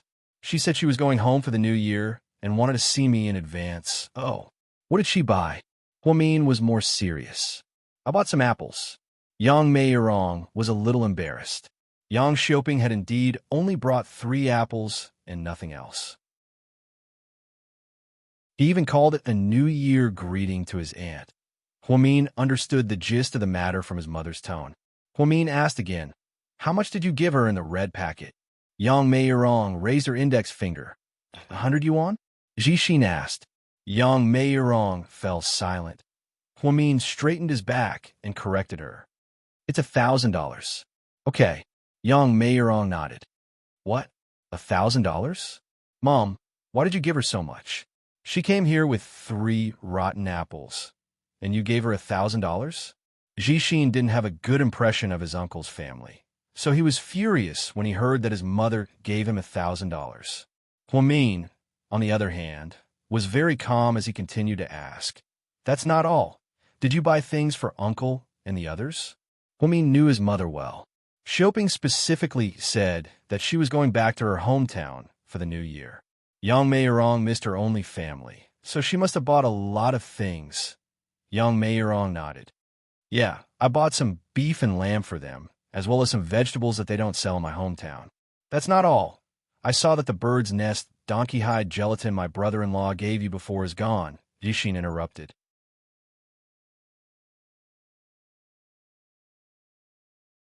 Chapter 13:20. Yang Meirong was a little embarrassed. "I thought I wouldn't be able to finish it, so I gave it to your aunt." "Mom, why don't you remember how they treated our family back then?" Jixin was a little angry. "Forget it, Jixin. I gave it to you. It's okay. These things aren't important." Huamian, on the other hand, was more open-minded and thought that her mother was doing this out of consideration for her family. "But, Mom, you're so nice to them. Will they appreciate it?" This was what Huamin was most worried about. His uncle's family was very weird and snobbish. If you had money, you'd be nice to them, but if you didn't, you'd stay away.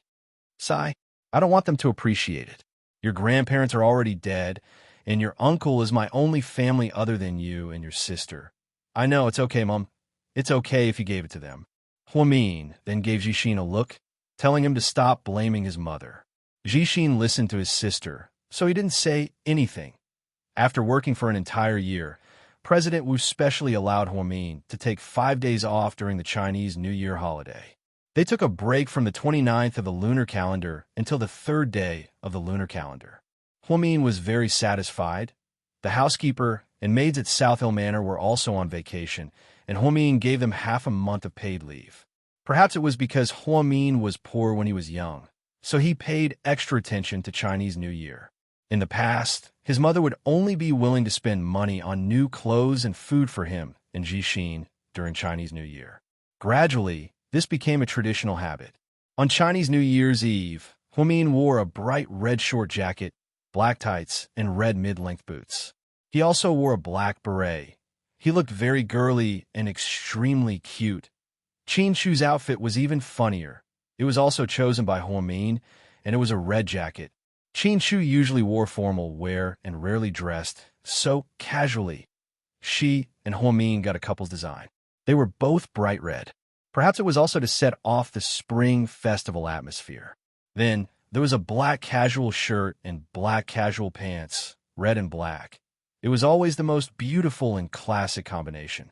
When a young couple dressed like this, they actually looked like newlyweds who were about to return home. It was especially joyous. Huamin did not forget to show off his love for her, and the two of them took a photo together. Then he posted it on his WeChat Moments and Weibo. Huamin instantly exploded. "Oh my God, is that Mr. Qin? He's so cute. It's my first time seeing him in red. Wow, Mr. Qin even knows how to act cute when taking photos. Look at those innocent eyes. Miss Hua, please let go of Mr. Qin. Mr. Qin and Mrs. Hua are showing off their love, but I have to swallow it with tears in my eyes because it's too damn touching. Huamin, I've always liked you. When I see people calling you arrogant and pretentious, I laugh. No matter how arrogant and pretentious you are, you're still better than those scheming bitches who pretend to be pretentious. What matters is our character. I'm your loyal fan, and I'll always support you. Dr. Hua, can someone with neurasthenia eat walnuts to nourish their brain? Or do they have to take sleeping pills? Qin Shu and Hua Mian are my favorite couple. They're low-key and don't create hype. I love them. Mian, I heard you guys started dating in high school. Haha, so it's not a sin to date early. Lord Jesus, please give me a husband like President Qin. Amen. Everyone says that Hua Min is lucky to have President Qin's love. But think about it. Mian isn't bad either, okay? She's a rare genius. If she was as ordinary as a glass of water, would Mr. Qin still love her? So, don't say that Mian is dating someone of a higher status. We don't know who's dating who. True fans, please leave this comment. Gossip. I heard that President Su from Imperial Star has been courting Mian, but she rejected him. Is that true? Hua Min is shameless. He's trash. He's not as pretty as my song goddess, an anti-fan said. Then, another loyal fan replied, did you forget to take your medicine when you left home? Hua Min read these comments and almost burst out laughing. Honey, what are you looking at? Why are you laughing? Qin Shu looked at Hua Min curiously as he drove.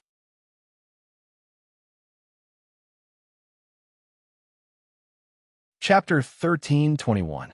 Hua Min laughed as he held up his phone. Look at the comments on Weibo. These people are so talented. Qin Shu smiled dotingly. Hua Min rarely showed off their love because back then, she and Qin Shu had a secret marriage. She didn't want to hurt too many people's feelings, so she chose to keep it a secret. Now, she announced it to the world. Just a few days ago, she won the snooker championship and secured a 3-year contract for GK. All the major media outlets in the city were reporting on it, and many of them wanted to interview the couple. However, Qin Shu rejected all of them because he didn't want Hua Min to appear in the limelight too often. Hua Min didn't want to be too high-profile either. She wasn't a celebrity, so why should she appear in the limelight so often? The couple bought a lot of things and drove straight to the Qin Manor. Qin Shu's parents were in a great mood, and the nanny went home early. Hua Min followed his mother-in-law into the kitchen to prepare lunch. Hua Min carefully prepared new clothes for his in-laws. Inside the kitchen, Lady Qin wore a red traditional Chinese jacket and looked especially festive. She held on to Hua Min's hand affectionately. It's freezing outside. You must be cold driving here. No, I'm not cold. Hua Min smiled. Drink this bowl of red dates and lotus seeds first. I made it early in the morning. It's good for your pregnancy. Thanks, Mom. Hua Min obediently took the bowl and sipped it. Her mother-in-law meant well. It was normal for her to be anxious about her pregnancy. Ever since the last fortune-telling session with her mother-in-law, Lady Qin seemed to care even more about her pregnancy. She kept thinking that her babies were coming soon and that there would be more than one. She would talk to Qin Shu's father about this every morning when she woke up. She was obsessed. It was obvious that she wanted grandchildren. Hua Min helped her wash and cut the vegetables, and Lady Qin made 10 dishes. It was rare to see her in the kitchen, but the food she made was exceptionally delicious. The couple stayed until 10 o'clock in the evening. They ate a few dumplings and set off firecrackers before leaving. The coins in the Qin family's dumplings were eaten by Lady Qin. Qin Shu laughed and said, "My mom is still the luckiest." Before they left, the two elders of the Qin family took out 2 big red packets, one for Qin Shu and the other for Hua Min. Mom, there's no need for that, right? Lady Qin smiled. Take it. It's a custom. It's festive. With the red packets in hand, the two of them got into the car and left the Qin family. Qin Shu directly handed his share to Hua Min. Honey, I'll keep it for you. Hua Min smiled and opened it to take a peek. There was actually 50,000 yuan inside. No wonder it was so thick. Hua Min had earned another 100,000 yuan. His parents-in-law were really rich. At this moment, his phone rang with a notification. Hua Min turned on her phone. Obviously, Zhu Lingling sent him a red packet. Hua Min opened it and saw that it was 188. 88. It said, "Happy New Year, girl." Then, one after another, she received red packets from her colleagues, her assistant, Jixin, and Gao Ran. There was even a red packet from President Wu. President Wu was generous and directly transferred 8,888 yuan to her via WeChat. Qin Chu glanced at it and smiled. Wu Zhongxing is too stingy. He should have at least sent 88,000 yuan. Huamin pursed her lips and smiled. She pinched Qin Chu's nose. Honey, you can't be so greedy. I'm the only one who can get President Wu's money. Huh? I swear, other doctors don't have that much. Huamin's guess was right. Other doctors didn't have that much money. They didn't even have that much. They even took the initiative to send it to President Wu. Therefore, Huamin was an exception. Over the past year, Huamin had brought about earth-shattering changes to the hospital and made a huge contribution to the reform of Southside. Winning 2 domestic and international awards in a row also made President Wu very proud and superior in the eyes of his peers. The couple was happily chatting when Huamin received another transfer. It was from Hua Xiqian. It wasn't a lot, but the number was a little sensitive. It was 13,140 yuan, a little over 10,000 yuan. However, the number 1314 was very suspicious. Happy New Year, Mian, Hua Xiqian added. Huamin felt a little awkward. She clicked on the reject button. She really had no reason to accept 1,314 yuan. This kind of promise was enough for her to give to Qin Chu. What's wrong? Qin Chu asked, seeing that her expression was a little off. Chapter 1322. Hua Xiqian sent me a red packet. Huamin took out his phone and showed it to Qin Chu. Qin Chu's eyes darkened when he saw the number 13,140. Hua Xiqian was getting more and more restless. After Huamin rejected it, Hua Xiqian didn't respond. In the end, Qin Chu didn't say anything. He was still worried that Huamin would feel burdened. However, Huamin could vaguely feel that Hua Xiqian had changed recently.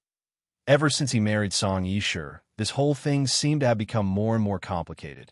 Although Hua Xiqian didn't say anything, the way he looked at Huamin every time, it was very thought-provoking. Don't be scared, it'll be fine. Qin Chu looked at Huamin with worry in his eyes. His right hand tightened around Huamin's left hand. Huamin didn't say anything and leaned his head on Qin Chu's shoulder. It was already 10:40 p.m. when they arrived at Sky Blessing Court. Young Meirong finished making dumplings and was waiting for the two of them to come so she could cook them. As soon as Qin Chu walked in, Jixin dragged him outside to set off fireworks. The fireworks for both families were provided by GK. There were a lot of them, and they were beautiful. The 3 of them stood at the door and watched for a while. Finally, they went inside to eat. Mom, Qin Chu and I were waiting to eat your dumplings, so we weren't full just now. You're greedy. Yang Meirong smiled and picked up another dumpling for Huamin. Mom, you're biased towards sis. I want one too. Jixin pouted like a child. Yang Meirong picked up another dumpling for Jixin, and then picked up another for Qin Chu. Thanks, Mom. Qin Chu was very polite. Ouch, it hurts, Jixin yelled as he took out the only gold coin in his mouth. It was a northern tradition to put gold coins in dumplings. Normal families would use 50 cents instead, and each family would put 1 in the dumplings. Legend has it that whoever ate it was the luckiest person in the world. It seemed like Jixin was also a lucky person. Humph. You ate it again. Huamin pretended to be angry. I'll sell it to you for 100 yuan. What do you think? Jixin flaunted the gold coin. Huamin pouted and pretended to be angry. While he was eating his dumplings, he suddenly hurt. Ouch, that hurts. Huamian froze when she saw the gold coin. Mom, how many did you release? Huamian yelled. Before Yang Meirong could say anything, Qin Chu silently took out the 3rd gold coin from his mouth. 1 for each of you. I hope that you 3 are the luckiest people in the world, Yang Meirong said slowly. Huamin's eyes were slightly wet, Mom. She choked on her tears and couldn't say anything. Her mother was so thoughtful that she thought of putting 3 gold coins in the dumplings. She also secretly made a mark so that when she picked up the dumpling for the 3 of them, she gave each of them a gold coin in the dumplings. Huamin always thought that her mother was the kind of person who didn't care about anything. He didn't expect her to be so meticulous. After dinner, Yang Meirong took out 3 big red envelopes and gave one to each of them. Huamin, Happy New Year, Mom. I hope you're healthy. Qin Shu, Happy New Year, Mom. Happiness is always with you.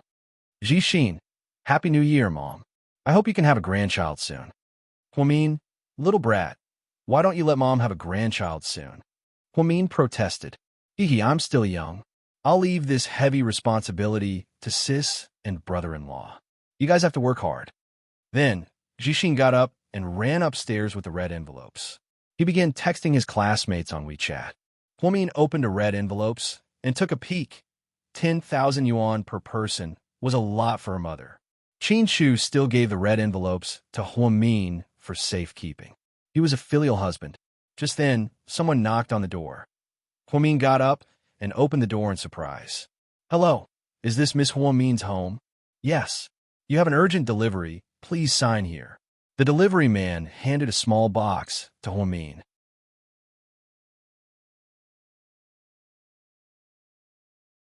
Chapter 1323. During Chinese New Year, many delivery companies were on holiday, leaving only the hard-working delivery companies. Huamin was confused as to who would mail her something during Chinese New Year. Moreover, it was mailed to Sky Blessing Court. Not many people knew her mother's address. Could it be a prank by Gao Ran and Lingling? Huamin held the box nervously. It was a small box about the size of her palm, and it was square in shape. She hesitated for a long time, not daring to open the box. What's wrong? Qin Shu walked over and hugged Huamin's waist. Honey, can you open it for me? I'm scared. I'm scared of spiders, snakes, cockroaches. Huamin hated pranks the most.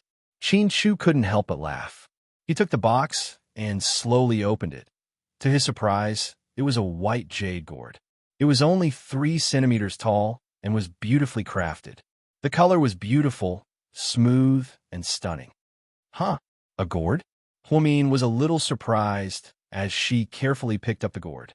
It was a gourd dangling from a golden string. It was obviously worn around her neck. Who gave it to you? Huamin curiously searched the box, but she couldn't find a name. There's no name. Qin Shu was curious as well. Huamin shook her head. Then she held the white jade gourd in her hand and was at a loss. Gourds were one of the mascots. Because they were homonyms for fortune, many people wore them to ward off evil spirits and ensure their safety. Huamin was very puzzled when she received an unsigned gift on Chinese New Year's Eve. She took a picture and posted it on her WeChat friend circle. She asked who it was, but no one admitted it. It wasn't Gao Ran or Lingling, nor was it Xiao Wei. Not even Hua Xiqian. Could it be Suyu? Huamin thought about it and sent a private message to Suyu on Weibo. Are you there? Yeah. Have you ever given me a New Year's gift?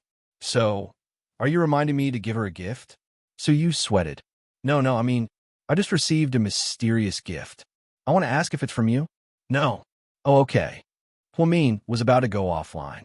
She saw that Suyu had sent a red packet with the words Happy New Year written on it.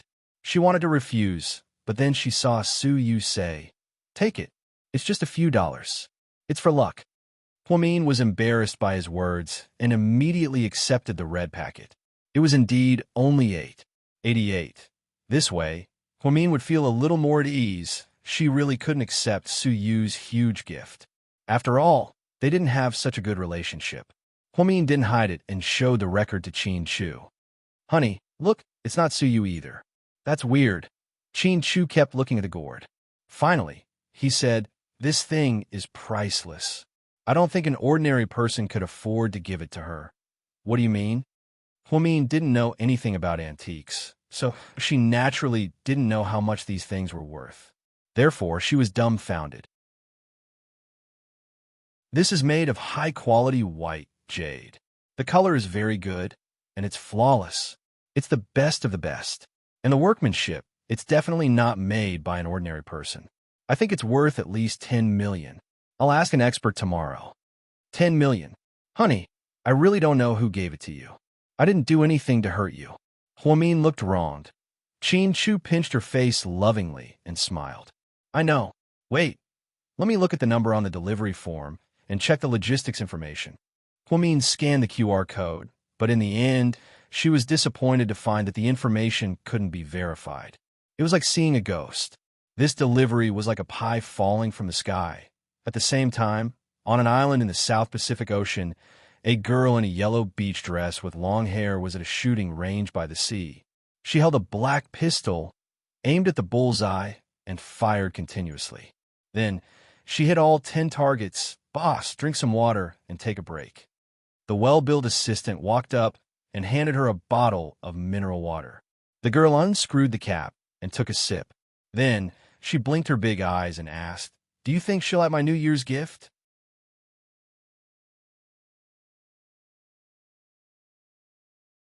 Chapter 1324. "Boss, I'm sure she'll like your gift." "Don't flatter me," the girl emphasized. "I'm not flattering you. The most important thing is that there's only one white jade gourd in the world. It's priceless," the assistant replied solemnly. The young girl was so amused by him that she couldn't help but laugh. "I miss her so much, but Dad won't let me go find her. It's so annoying." "The professor is doing it for your own good. The situation is tense right now. What if, I know, it's good to see her living a peaceful and happy life. If she can live a peaceful and happy life like this, it's okay, even if I don't want to acknowledge her.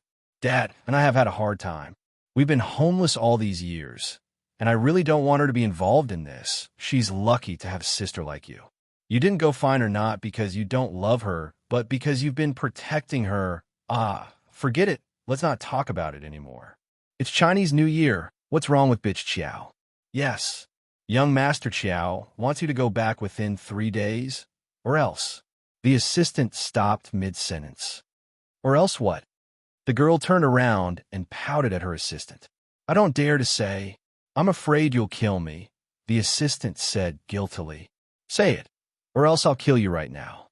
The girl picked up her gun and pointed it at her assistant's head fiercely. Young Master Qiao said, "If you don't go back in 3 days, he'll put you on the wanted list." "Fuck. Bitch Qiao is so despicable. Motherfucker, let it be on the wanted list. I don't believe that even Interpol can't do anything to me." As Interpol's most wanted criminal, she had been traveling around the world peacefully for years. What could bitch Qiao do to her? She turned around and shot again. She didn't even need to aim, but she still hit the bullseye. As the top scholar of West Point and a talented Chinese girl, her marksmanship was among the top 10 in the world. However, someone like her was a weirdo. Unless she wanted to find you, you would never be able to find her. Then, the girl casually threw the gun on the ground, grabbed the scarf her assistant handed her, put it on, and left. The spring festival that he had been looking forward to for a year had passed so easily in the blink of an eye. Huamin did not even have the time to watch the spring festival gala properly. Perhaps he was too sleepy. Huamin woke up at 6 o'clock in the morning on the 4th day of the first lunar month. Qin Shu was still asleep. He was too tired recently and could only sleep well when he was with Huamin. Huamin opened the drawer again and took out the white jade gourd to study. Qin Shu had already asked an expert to appraise it, and the result was very surprising. It was said that this was a gift from a certain prince of the Han Dynasty to his beloved princess.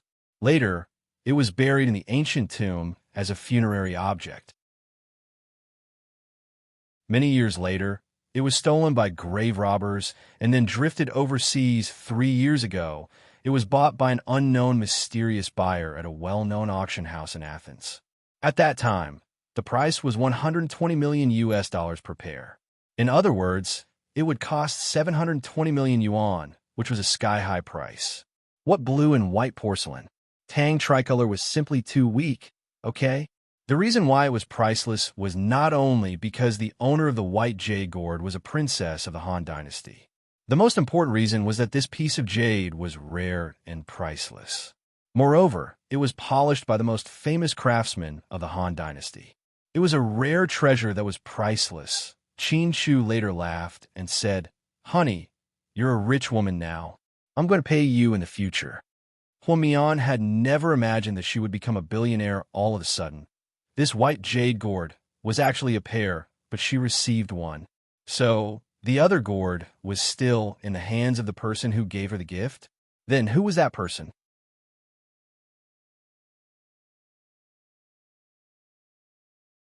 Chapter 1325.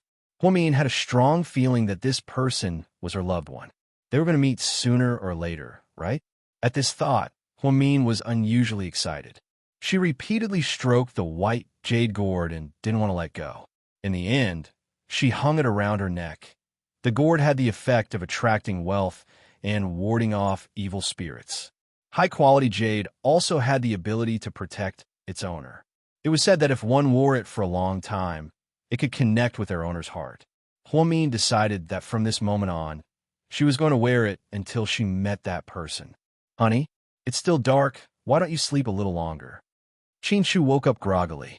He reached out and hugged Huamin.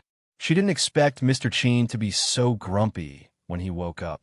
What a surprise. I can't sleep. Are you still thinking about the gourd? Qinshu leaned forward and kissed Huamin's cheek. Honey, who do you think gave it to me? Isn't it too expensive?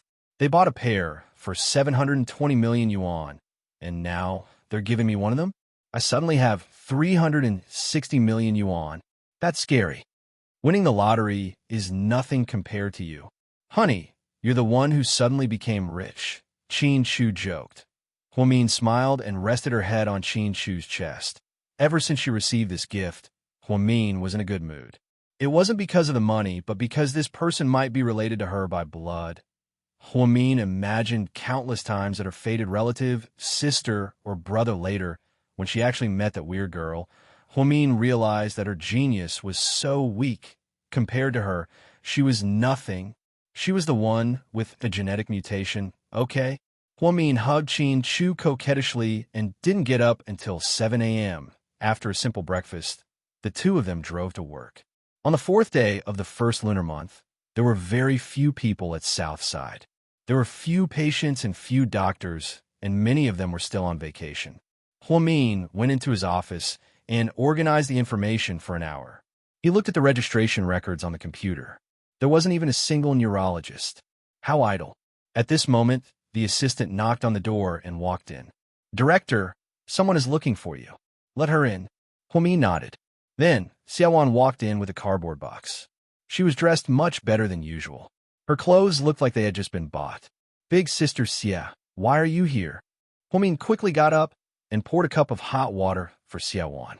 Dr. Hua, these are the pork sausages I bought in the countryside. They're clean and delicious. I made a box for you. Big sister Xia, you're too polite. I can't finish so many. I'll just try one or two of them. They're easy to store.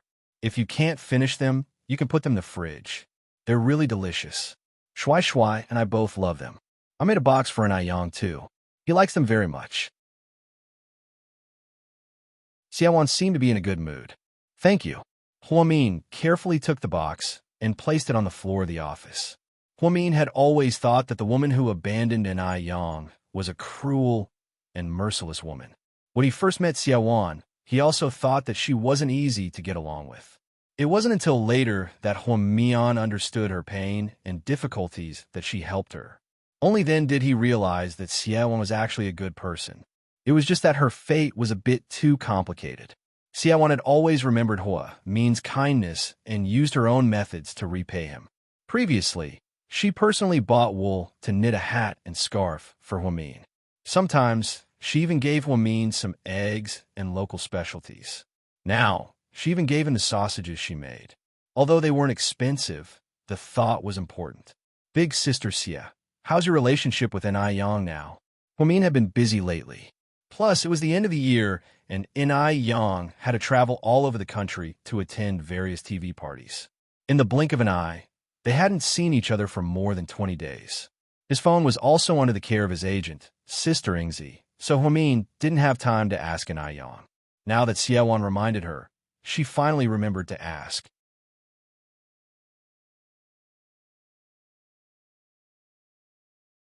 Chapter 1326. Xiaowan smiled. It's good. I'm already very satisfied. He didn't come back because he was streaming the Spring Festival Gala on New Year's Eve, but he did call me to tell me that he was safe. Shuai Shuai and I saw him sing on TV. Shuai Shuai was so happy when he found out that he was his older brother. He kept saying that he wanted to show off at school. Huamin could tell that Xiaowan was very content and happy. That's good. And Ai Yang is actually very soft-hearted. He's just stubborn. He'll always remember how good you are to him, Huamin added. Xiaowan nodded. Yeah, he's flying back to the city tomorrow night. He'll come to my place for dinner with me in Shuai Shuai. Dr. Hua, do you want to come too? I'll pass. I just came back from vacation and I have a lot of work to do. You guys have a good family reunion. Feel free to call me if you need anything. Okay, Dr. Hua, I won't bother you anymore. After Xiaowan left, Huamin was actually quite happy. In her opinion, the reconciliation between Enai Yang and his mother was something to be happy about. At least, Enai Yang wouldn't be alone anymore. He wouldn't be a pitiful person who didn't even have someone to share his honor with. Just then, her phone beeped with a notification. Huamin opened her phone and saw that Zhu Lingling was showing off in her best friend's WeChat group. Zhu Lingling. Halala. Happy New Year to the two beauties. What you guys doing? Huamin. I'm on duty at Southside. It's my first day at work. Jiang Xiaowei. I'm having dinner at my mother's place. Zhu Lingling. Guess what I'm doing? Huamin. Exercising with the police? Jiang Xiaowei. With Captain Gao. Zhu Lingling. Fuck, you guys are so impure. Can't you guys have a nice chat? Let me tell you guys, I'm sunbathing in Bali right now. Are you jealous? After that, Zhu Lingling sent a picture. In the picture, she was wearing a hot bikini and resting on a beach bench with a glass of juice in her hand. Zhu Lingling was beautiful and had a great figure. After photoshopping, she was indeed pretty, and she didn't lose out to female celebrities. Huamin, why didn't you say anything? Did you go to Indonesia? SSS all? Jiang Xiaowei, why didn't you go to the Maldives? Is Bali interesting? Zhu Lingling, interesting. Why else would this be a popular destination for celebrities to get married? It's not easy for my police officers to get annual leave, and I got it for them. At the end of the year, our airline company will give out benefits, and our round-trip tickets are free. Isn't that great? Hua was Jiang Xiaowei. Not bad. I want to go out and play too. I really want to go to Barcelona. Unfortunately, I've become a panda, and I'm heavily protected. I can't go anywhere. Even if I go fishing at a resort in the suburbs, I have to be followed by bodyguards and nannies. It's so annoying. Zhu Lingling, Mian, are you coming? Why don't you and Mr. Qin come too? We'll go back together after a few days. Huamin, I'm not going. I'm already at work. If I continue to take time off, I'll be letting down the 8,888 yuan that our President Wu gave me. Zhu Lingling, old Wu is quite nice to you. Jiang Xiaowei, that's because my Mian made him proud. Those two awards are very valuable. She's the first person in the South District to win these awards. Huamin, all right, you two can stop flattering me. You guys talk, I'll get back to work. Huamin didn't really want to chat during work hours. After all, she was a doctor and couldn't neglect her duties. So after a few words, she switched to Do Not Disturb mode and put down her phone. Just then, her phone rang again. She picked it up and saw that it was an unfamiliar number. Huamin hesitated for a few seconds before picking it up. Huamin, Happy New Year.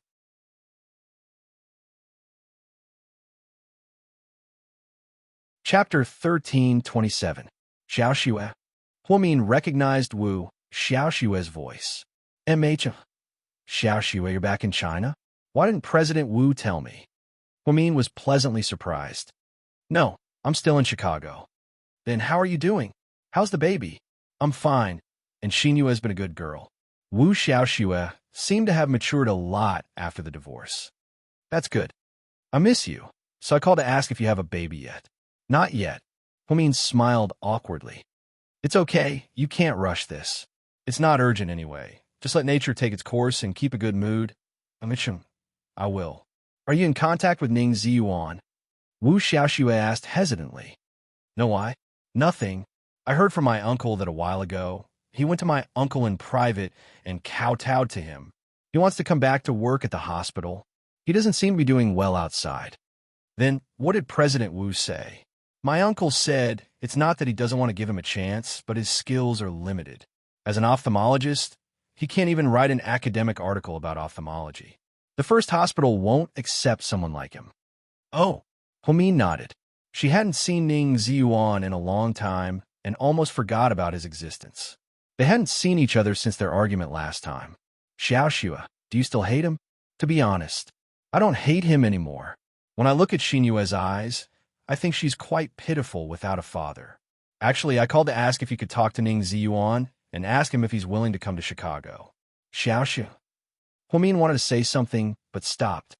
I know what you mean. He's not trustworthy, but I still want to give him a chance. Not to be my husband, but to be Xinyue's father. I understand. Don't worry. I won't persuade you to give up. We're both outsiders. You're the one involved. I'll always respect your decision. Thank you, Mian. After hanging up the phone with Wu Xiaoxue, Huamin was actually quite happy. Ning Ziyuan might have done a lot of bad things in the past, but he was still Xinyue's father. If Xiaoxue was willing to give him a chance, then, as a passerby, she had no right to ask. She secretly noted this down and decided that if she had the chance to see him, she would ask for his opinion. As there were not many patients in the afternoon, the headquarters sent a mass message to inform the doctors on duty that they could leave work an hour earlier. Mian drove straight to GK headquarters. To their surprise, they ran into Mo Shui at the entrance. She was wearing a bright red fur coat and heavy makeup, looking extremely flirtatious. Huamin didn't understand why Hua Xiqian, who was obsessed with looks, didn't love Mo Shui. She was already a rare beauty with a strong aura. Huamin was just about to say something when she saw Mo Shui walking toward her. However, Mo Shui walked right past her, completely ignoring Huamin's existence. Huamian's expression immediately turned awkward. She didn't know why Mo Shui suddenly acted like this. She turned around and saw Mo Shui walk toward the black Range Rover on the side of the road. The person driving the car was Jiang Yi. Jiang Yi saw Huamin looking over and waved at her. Huamin's face was expressionless as she turned around and walked into GK. After Mo Shui got into the car, Jiang Yi smiled and asked, "You're so cold today? How could you ignore a young lady? She's not my friend. Why should I talk to her?" Mo Shui sneered. Haha, stop looking for excuses. It's because of Hua Xiqian, right? Jiang Yi smiled.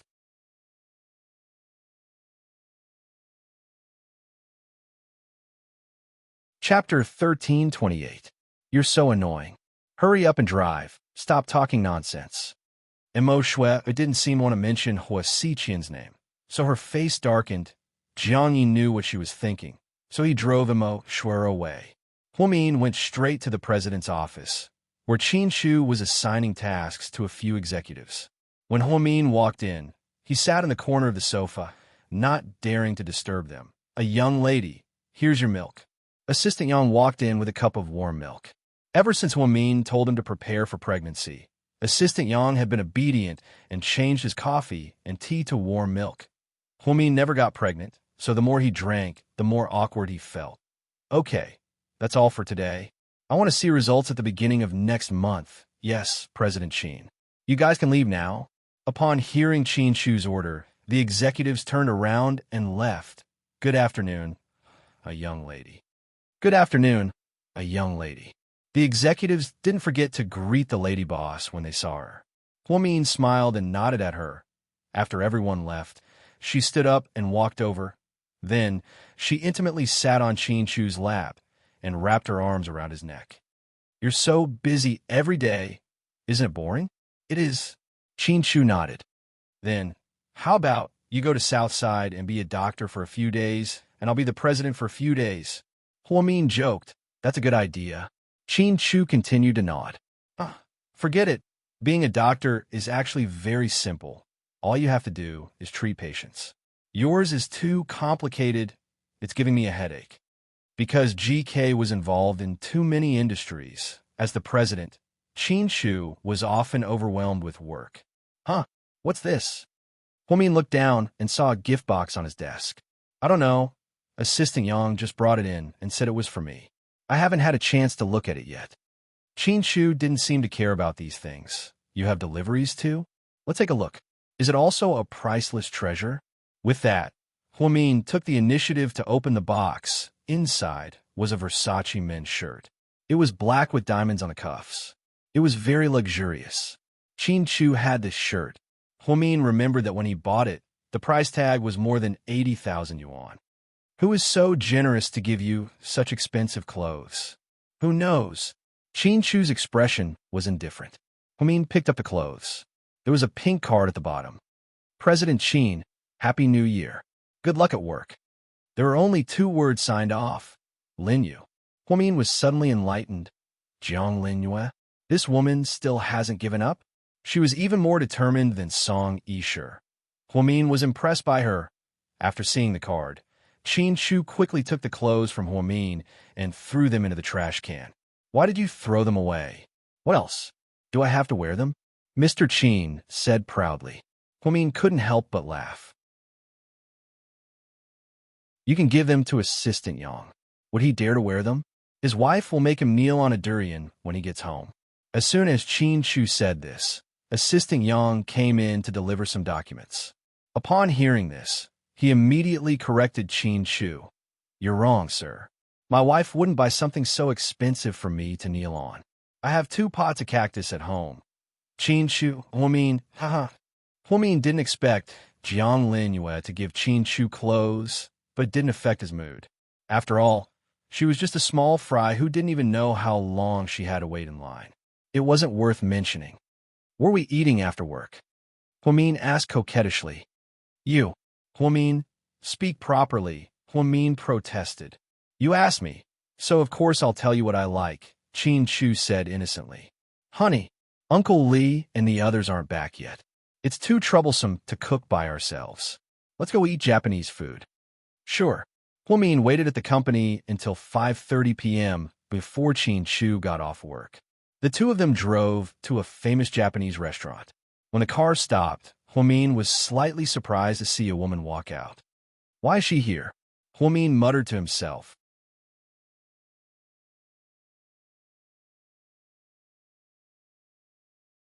Chapter 1329. Qin Chu looked in Huamin's direction and was very calm when he saw who it was. Yang Xiaoping was just a passerby in Qin Chu's eyes. Yang Xiaoping showed up at a famous Japanese restaurant on the 4th day of the 1st lunar month. Wasn't that strange? The food here wasn't cheap, and a meal here cost at least 1,000 yuan. Didn't Yang Xiaoping say that she was going home for Chinese New Year? Why was she back so soon? She was dressed nicely and didn't look like a village girl at all. However, it was still a funny combination in the middle of winter. She was wearing shiny black leather pants, short black leather boots, and a black fur coat. Yang Xiaoping's figure wasn't very good either. She had a classic pear-shaped body. Therefore, from afar, she looked like a black bear. She walked out on her own, hailed a taxi, and left. When Huamin and Qin Chu got out of the car and walked inside, Huamin saw a second familiar face. Song Yishuan. She was obviously surprised to see Huamin as well. Then, she lowered her head and left in a hurry. Whenever Huamin appeared, the Song sisters had to avoid him. That was their bet. Song Yishuan, Yang Xiaoping, 2 seemingly unrelated people appeared in a Japanese restaurant one after the other. This made Huamin suspicious.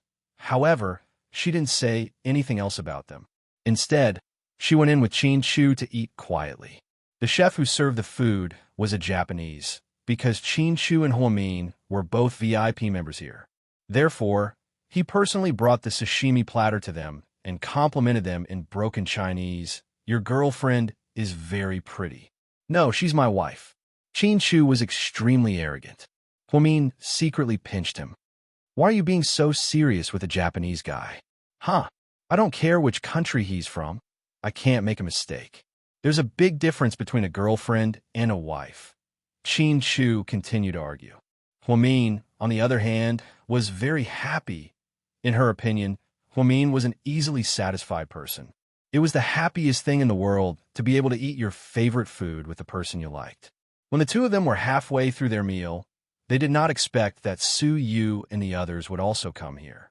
This time, Su Yu didn't come with his buddies like Wei Liao and Tang Chuan. Instead, he came with several famous artists under Imperial Star. Imperial Star was once ridiculed by outsiders as there were too few male artists and too many female artists. However, it was an undeniable fact that Su Yu's management style was very good and very modern. Therefore, Imperial Star always had a good reputation in the domestic entertainment industry. Many students who graduated from film schools wanted to join the company. Su Yu only brought Jian Tong, Jiang Yi, and 2 other female celebrities with him today. As the boss of Imperial Star, it was normal for him to treat his artists to a meal. Jian Tong liked Japanese food, so they came. However, they didn't expect to run into Su Yu and Huamin here. Jian Tong regretted coming as soon as she walked in. She knew that as long as Huamin was around, President Su's gaze would always wander. President Su, how about we go somewhere else? President Su, I don't want to eat Japanese food anymore. Jian Tong reacted quickly. She didn't want to stay in a place where Huamin was around for too long. It would be awkward for everyone, especially President Su. Su didn't say anything. However, Jiang Yi spoke up first. I don't think we should go somewhere else. This place is good. Don't go back and forth. You're starving. This place is good. You guys sit first. I'll go say hi.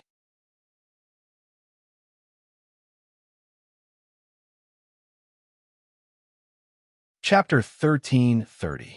Su Yu was very generous and walked over Qin Chu. Happy New Year, President Qin. Happy New Year, President Su. Qin Chu responded in a gentlemanly manner. Su Yu looked down at Huamin, who was eating salmon. Don't put too much mustard on it. It's very spicy. Then, Su Yu left. Huamin's hand trembled upon hearing Qin Chu's words. He had put too much mustard on it. When he put it in his mouth, he felt like tears were coming out of his eyes. Look at you, you're acting like a child. Qin Chu didn't know whether to laugh or cry. He immediately picked up a glass of water and handed it to Huamin. Huamin took a big gulp. Maybe because he used too much strength, the water came out of his mouth. Qin Chu wiped his mouth with a tissue, as if he was taking care of a child. His gaze was as gentle as it could get. A female artist from Imperial Star said enviously, President Qin is so good to Mrs. Qin. I'm so jealous. Yeah, I heard that they've been together for many years. I have a friend who works at GK, and he said that President Qin is obsessed with his wife. Other than his wife, he doesn't care about anything else. He's such a good man. Why don't we have that kind of luck? You guys aren't as smart as President Qin's wife. Jiang Yi teased. Jian Tong interrupted unhappily. Let's eat, everyone. After dinner, when Qin Chu was about to pay the bill, he was told that Su Yu had already paid. Qin Chu didn't say anything as he held Huamin's hand and left.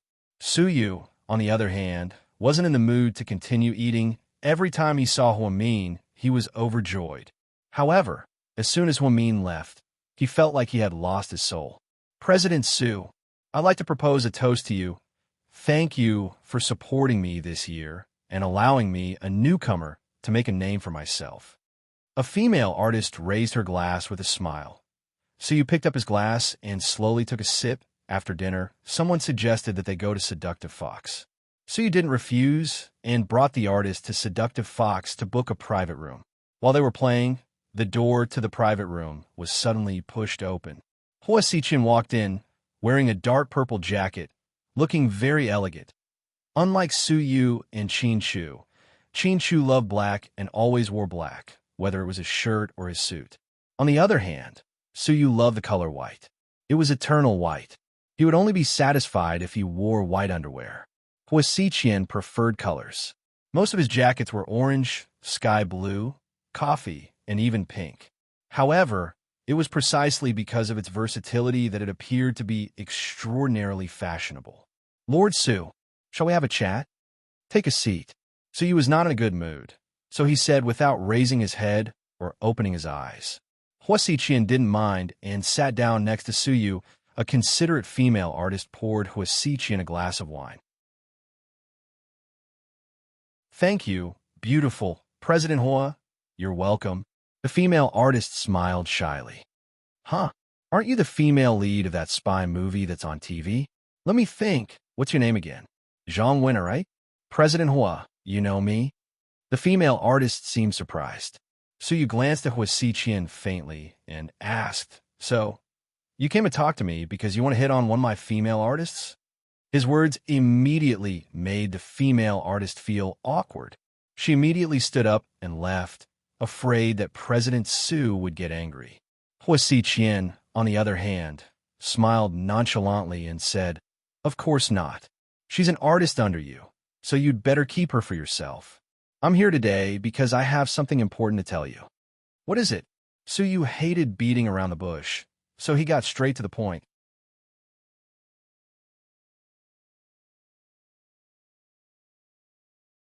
Chapter 1331. Lord Su, are you interested in working with me? Work with you? How? Do you want to enter the film and television industry? No, on the contrary, I want you to enter the real estate industry. Real estate? Sorry, I'm not interested. So you had more money than he could count. If he wanted to enter the real estate industry, he would have done it a long time ago. The Su family bank could give him unlimited loans and investments. However, he felt that Imperial Star was good enough.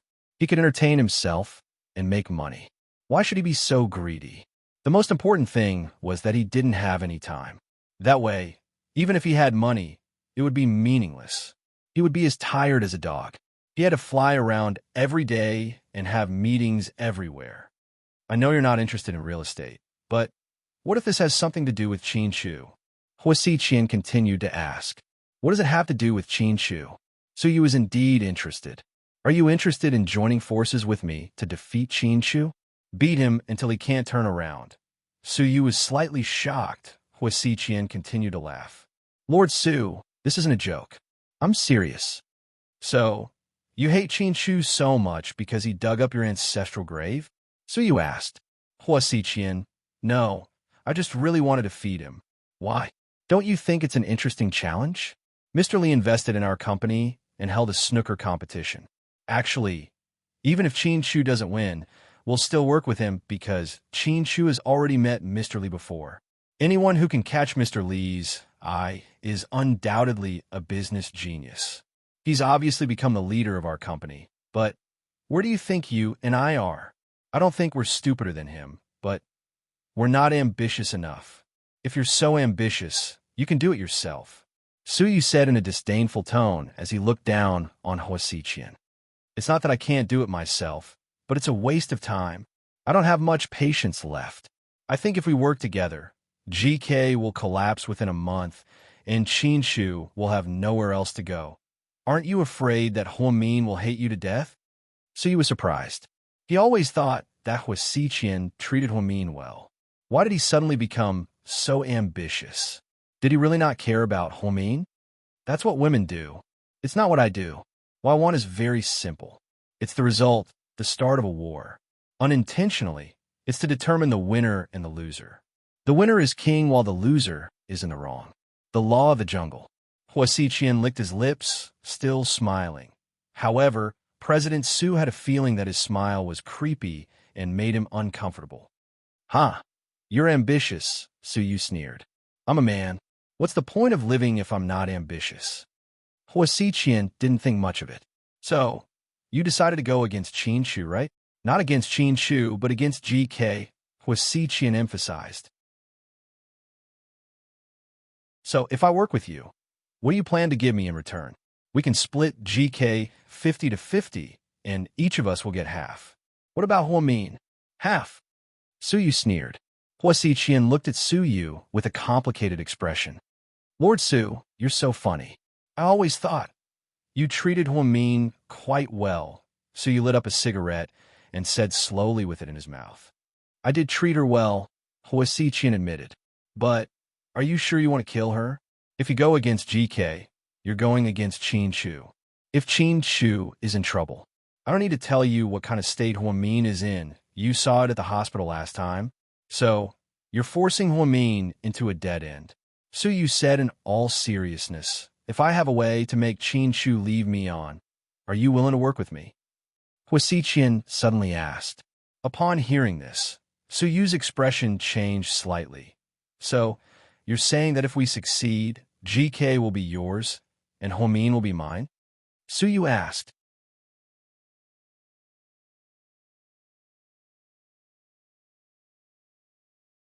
Chapter 1332. Suyu's words were always half-truths, so those who said they could see through Suyu with one look were just bragging. Hua Xiqian had a headache every time he talked to Suyu because this guy didn't play by the rules. Why would he always create such a weird scene? Hua Xiqian rubbed his temples. Lord Su, I can't promise you that. I can promise you that I'll give you half of GK, but Mion, she's a person, not an object. I can't just give her whatever she wants, it's up to her. Of course, if she wants to be with you, that's her choice, and I can't do anything about it. Then aren't you bullshitting? Suyu laughed as he scolded Hua Xiqian. If Mion wants to be with you? Hua Xiqian sure knew how to play games. If Huamin wanted to be with Suyu, he would have done a long time ago. Why would he wait until now? So you thought that Hua Xiqian's promise was as meaningless as a fart. Because Suyu was scolding him with a smile, Hua Xiqian couldn't really get angry. He was already regretting his decision to work with this guy. It wasn't that he couldn't deal with him. He just needed to waste some time. What a pity. So, Lord Su, do you agree or not? Give me an answer. Originally, Suyu was the one who was impatient, but now, Hua Xiqian was the one who was impatient. He felt like he would break down if he continued to talk to Suyu. Suyu took a few deep puffs of a cigarette and pressed the butt of the cigarette into the crystal ashtray on the coffee table. He replied in all seriousness, I'm not doing it. Hua Xiqian expected this, so he smiled. Okay then, I won't bother Lord Su anymore. Hua Xiqian patted his shoulder, straightened his collar, and left Seductive Fox. If Suyu were to defeat Qin Shu, he would have to rely on his own abilities. He would never ask for help. Was this considered cheating? Bullying with numbers? Furthermore, it was even more impossible for him to find someone like Hua Xiqian. Everyone in the industry knew that Suyu had a fiery temper, but most importantly, he had the capital. The Su family's power was influential even in the capital, let alone here. However, Suyu was actually very smart. He was very quick-witted and had a good eye for people. From the very beginning, he had never liked Hua Xiqian. He even felt that only an opponent like Qin Shu was qualified to compete with him, while Hua Xiqian would always be a despicable person. Hua Xiqian focused on the result, not the process. Therefore, he was willing to use any means to achieve his goal. That was why it was said that everyone was always different. If Qin Shu and Suyu were called heroes in troubled times, then Hua Xiqian was a ruthless person. He was just like Cao Cao, deceitful and cunning. However, one couldn't erase the glory that he had achieved. Huamin probably didn't know that the three men beside her were like the three kingdoms, each with their own thoughts. All she wanted was to live happily with Qin Shu and wait for the birth of their baby. Hua Xiqian walked out of Seductive Fox in a very bad mood. If Suyu didn't agree, he could have just said so. However, Suyu tricked him and even yelled at him. The worst part was that he couldn't get angry. Suyu, very good, huh? After I deal with Qin Shu, I'll deal with you. There's still plenty of time. Hua Xiqian smirked as he got into his flashy Rolls-Royce Phantom. On the top floor of Seductive Fox, Rick was wearing a black British trench coat as he leaned against the wall like a gentleman. He was listening to the conversation that just took place in a private room. Hua Xiqian wanted to work with Suyu, but was mercilessly rejected by Suyu. Rick and Qin Shu had been suspicious of Hua Xiqian for a long time, so they had been keeping an eye on him. However, they hadn't received any news. Why did he suddenly want to deal with Qin Shu? He even said that he would leave Huamin in a month. What did he have on him? Rick felt like he had to talk to Qin Shu about this tomorrow.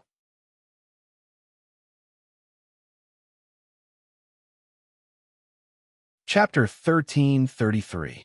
Hua Xiqian looked at his watch and saw that it was almost 11 p.m. There was no way he could go back to his mansion to sleep because Song Yisher was there. Hua Xiqian thought that he hated people as much as he did, but Song Yisher was worse than him. He didn't even want to look at her because he felt nauseous. He picked up his phone and called Wang Shasha. The girl was still half asleep. After receiving Hua Xiqian's call, she quickly got out of bed and got dressed. She didn't even have time to put on makeup. Then, she ran downstairs and waited for Hua Xiqian's car at the entrance of the neighborhood. To be honest, she looked very average and wasn't pretty at all. She still didn't know what kind of luck she had to have attracted President Hua's attention. What was even more surprising was that, after knowing each other for so long, Hua Xiqian gave her money and bought her clothes, but he never touched her. She once thought that Huasiqian might not be able to do it. The car slowly stopped by the side of the road. Wang Shasha opened the car door and was about to get in, sit in the back. Huasiqian hated it when someone else sat in the front passenger seat. Other than Huamin, no one else was allowed to do it. Wang Shasha didn't dare to say anything and immediately sat in the back. Then, the car slowly started moving. President, you're still awake? Wang Shasha was a little scared of Huasiqian. Therefore, she stuttered when she spoke to him. Immerse. Huasiqian only responded coldly.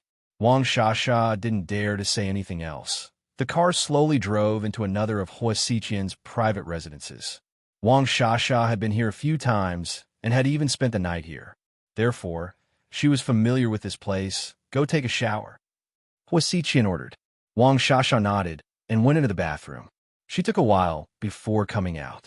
She originally thought that something would happen today. However, it was the same as every other time. Huasiqian only hugged her from behind. His movements were light and gentle. She felt a little indignant. She felt that if they didn't sleep together, they wouldn't have a substantial relationship. She just wouldn't be recognized. Therefore, she boldly turned around and gently slid her hand across Huasiqian's chest. President Hua. Her voice was a little coy. Turn around. Huasiqian's face immediately turned cold. His gaze was terrifying. Wang Shasha was so scared that she didn't dare to take another step. She turned around stiffly. After that, he didn't dare to speak anymore. Even his breathing was very, very light. After a long time, Wang Shasha felt that she was about to fall asleep. She heard Huasiqian murmur gently behind her, Mian. Who on earth was Mian? Wang Shasha didn't know much about the upper-class society. Therefore, she didn't know who Huasiqian was talking about, and she didn't dare to tell anyone. She felt that Huasiqian was a very scary person. If she said too much, she might get into trouble. The next morning, the two of them got up and put on their clothes. Huasiqian was just about to leave with Wang Shasha when he saw Song Yisher's car parked at the entrance. Get in the car first, Huasiqian ordered. Wang Shasha lowered her head and didn't dare to say anything. She directly walked towards the car. Song Yisher just happened to get out of the car and walked across from Wang Shasha. As she passed by, she deliberately grabbed Wang Shasha's chin and carefully looked at her for a while. Wang Shasha was scared out of her wits. She already knew that this woman was Huasiqian's wife and was even Mayor Song's daughter. As the third party, wouldn't she be torn apart? Haha, what a disappointment, Song Yisher mocked. Wang Shasha didn't dare to say anything.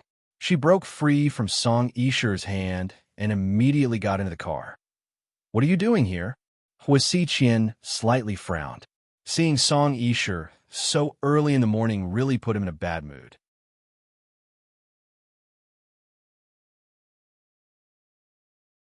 Chapter 1334.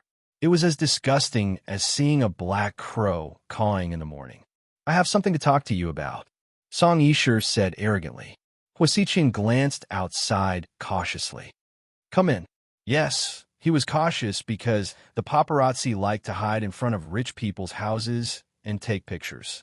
Song Yisher followed Huasiqian into the house, wearing a wine-red cashmere coat and 7-centimeter black boots. Go ahead. When are we getting divorced? Song Yisher asked straightforwardly. Now's not the time. Then how long do we have to wait? Song Yisher didn't want to continue this relationship for another day. Not only would she have to live like a widow, but she would also have to pretend to be a loving couple in front of outsiders. It was disgusting. Recently, she didn't even dare to see Qin Chu because she still hadn't figured out her relationship with Huasiqian. So, she really wanted to end things. You don't have to worry about that. It won't take long, because I don't want to spend another minute with you. I used to think that you were a mysterious person, as if you had a lot of secrets, but now, it seems like you do have secrets, and there's secrets that you can't tell anyone. Huasiqian raised his eyebrows slightly and stared at Song Yisher's delicate face. That's weird, how did I know? Song Yisher said proudly. Huasiqian didn't answer, because your eyes betrayed you. I just realized that you only look like a human when you're with Huamin. Otherwise, you're no different from a beast. Huasi Qian still didn't say anything. That woman just now, she doesn't look that great, but she looks a little like Huamin. So, the woman in your heart, the woman that even Mo Shui can't replace is Huamin, right? I can't believe you like your own sister. You're a complete pervert. As soon as Song Yishu finished speaking, Huasi Qian walked over and grabbed her collar. Have you said enough? His voice was cold. No. The more scared you are, the more I want to say. You're a pervert. Even if you're not related by blood, your surname is still Hua. The fact that you like her so much is enough to prove how perverted you are. Even Huamin doesn't know about this. If she did, she would be so scared. She has a pervert like you by her side. Just as Song Yishu finished speaking, Huasi Qian grabbed him by the collar and threw him out. He fell to the ground with a loud thud. She fell so hard that she felt like her organs were being torn apart. Song Yishu, don't test my limits. So what if you know? I'm still going to say the same thing. You can go out and say it, but I guarantee that the Song family's reputation will be ruined. You won't be a rich heiress in the future. I'm afraid that even if you become a prostitute, people will think that you're not good enough. A bitch should act like a bitch. Don't pretend to be a detective to figure out what I'm thinking. After speaking, Huasi Qian took out a white handkerchief and wiped his hands. It was as if touching Song Yishu was a dirty thing to do. She said that she knew his secret. But so what? Would he be afraid of people finding out? Would someone as insignificant as Song Yishu be a threat to him? That would be the biggest joke in the world. He should have taught Song Yishu a lesson, but he really didn't have the time to deal with her right now. The war between him and Qin Shu was about to begin. He had to make sure that everything was foolproof. After getting into the car, Wang Shasha sat in the back seat and asked nervously, President Hua, is your wife angry? Is it because of me?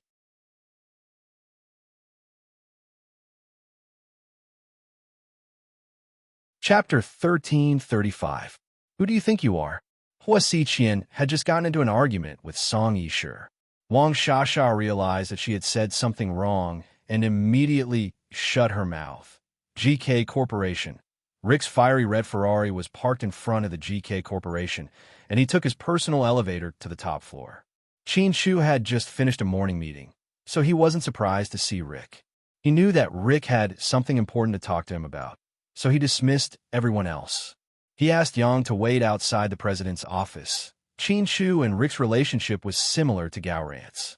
Although they didn't spend much time together, their feelings for each other didn't diminish.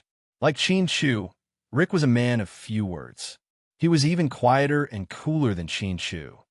Therefore, many pretty girls who went to Seductive Fox wanted to flirt with this cold and arrogant mixed-blood guy.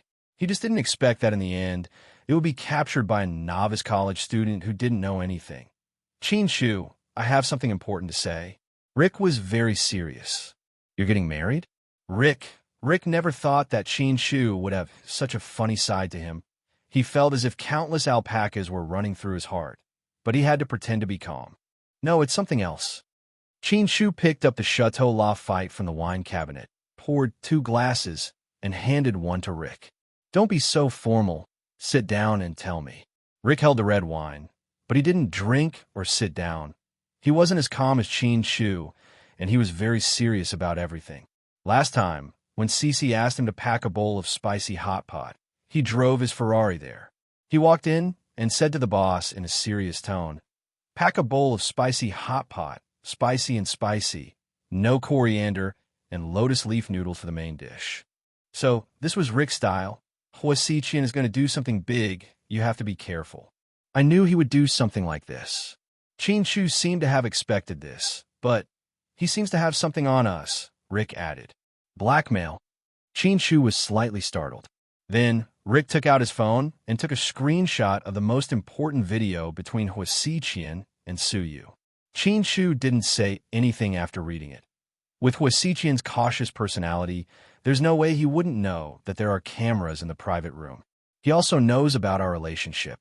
So, it could be a smokescreen, Qin Shu analyzed.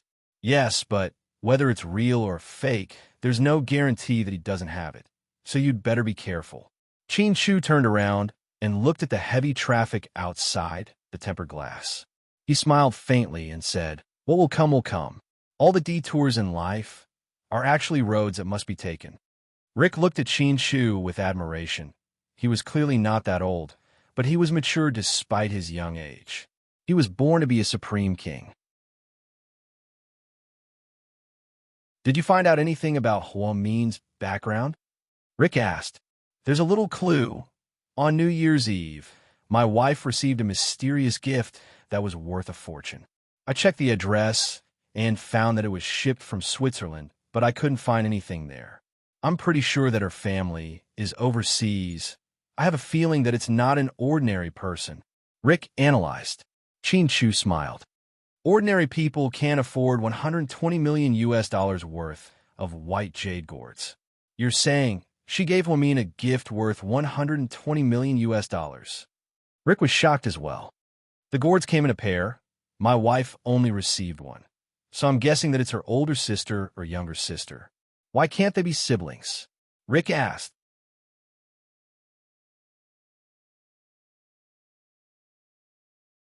Chapter 1336.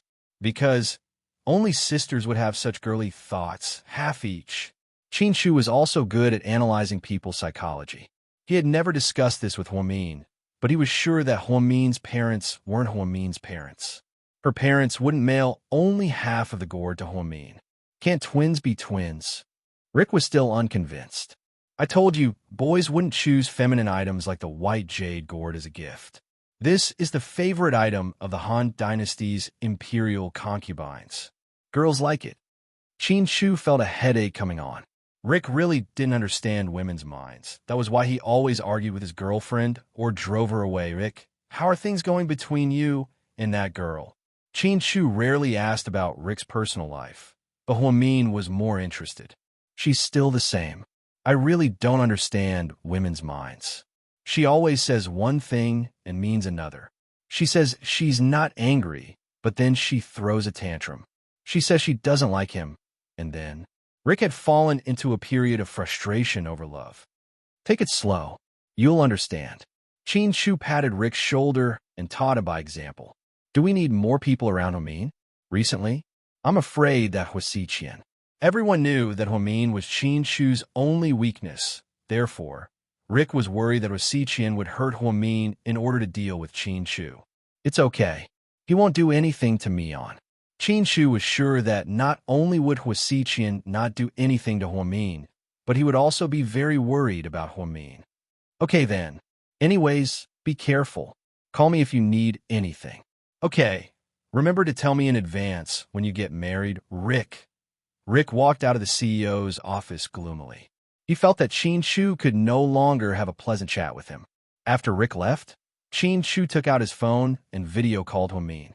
Huomin immediately picked it up and smiled brightly. She was wearing a white coat and a pair of black-rimmed glasses. She looked exceptionally likable. "Dr. Hua, are you free at noon? Are you here to eat?" "President Qin, I'm sorry, but I need to take some new drugs from the neurology department at noon. How about tonight? I'll treat you to something delicious tonight."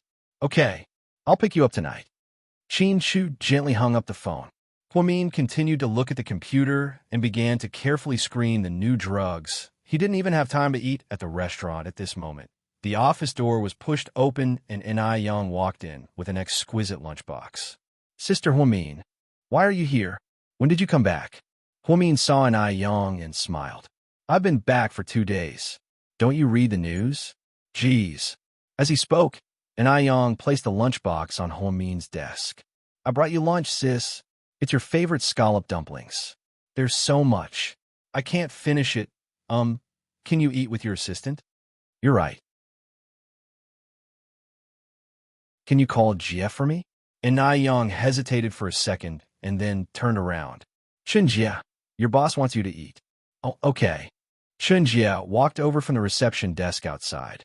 Most of the nurses at Southside would scream when they saw Enai Yang. After all, he was there idle, to avoid trouble. Enai Yang always wore a black mask, baseball cap, and sunglasses when he came to the hospital. He would only take them off when he was in Huomin's office. Enai Yang's condition was almost healed. Huamin would prescribe some vitamins and Chinese medicine for Ni Yang to take. Every time, Chun Jie was responsible for bringing the medicine to Ni Yang's office. After a while, the two of them became familiar with each other. Chun Jie carefully walked in. Jie, come here and eat with us. Chief, it's okay.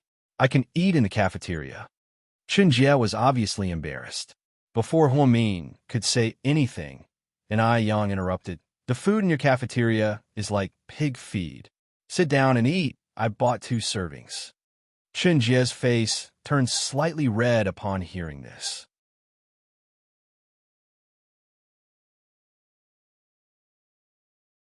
Chapter 1337. Seeing that both Huamin and Ni Yang insisted, Chun Jie sat down and started eating with Huamin. Ni Yang sat with his legs crossed and sipped on his tea. Chun Jie chatted with Huamin as they ate. Thank you for your hard work during Chinese New Year. I see that your schedule is packed. Do you want me to ask President Qin to give you some time off? Sure, I'm really tired. I don't want to go out of town. I'll just stay here for a few days. Then, Ni Yang inadvertently glanced at Chun Jie. Huamin noticed this subtle movement. She didn't say anything. Chun Jie ate quickly and finished her food in a few bites. Then, she stood up and said, Chief, I'll be going now. Aren't you going to drink some water? You won't choke. Ni Yang picked up the bottle of water he bought and handed it to Chun Jie. She lowered her head and took it. Then, she picked it up and ran away. Why is Jie acting so weird today? Huamin muttered to himself. Maybe I'm too handsome? Ni Yang smiled narcissistically.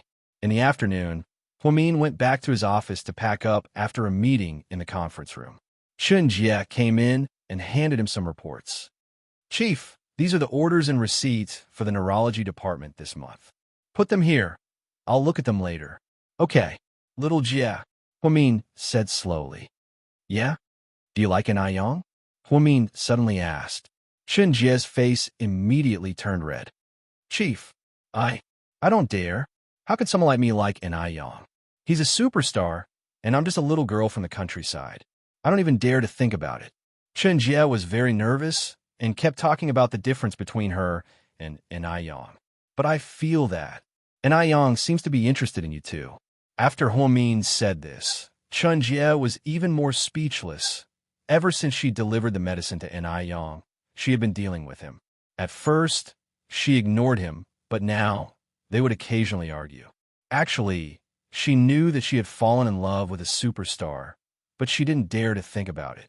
Yang occasionally brought her gifts and sent her WeChat messages, but she didn't dare to reply. She was afraid that she would think too highly of herself. Therefore, she had been avoiding Yang. She was even more afraid that Huamin would object, mock, or even fire her if he found out. Director, I won't do it again. Please don't fire me. I know I'm on my league. People like Yang won't like people like me. I'll control myself. I'm sorry. Chun Jie kept apologizing to Huamin. Huamin was so angry that he smiled helplessly. Jie, you don't have to apologize to me. It's a good thing that you have someone you like. No. I don't deserve to like Yang. I'm just a fan at most. It's really nothing. Huamian had noticed Chun Jie's lack of confidence in herself from the moment she was promoted to a full-time employee. However, Chun Jie was indeed a very good girl. She was hardworking, proactive, and reliable. Before, Director Li liked her a lot, and now Huamin liked her as well. She was Huamin's right-hand woman. She was about the same age as Yang. She wasn't a beauty, but she was definitely cute with big eyes. It was normal that Yang liked her. Chun Jie had a good personality and was very kind. Her only flaw was her lack of confidence. Jie, don't be nervous. Listen to me first. The problem isn't that you like Yang. It's that Yang is pursuing you. He's pursuing me? Chun Jie didn't dare to think about it. Of course. Why would he buy 2 servings of food? It's obvious that he saved one for you. Did he spend too much money? Huamin was so angry that he laughed. After hearing Huamin's words, Chun Jie was slightly stunned.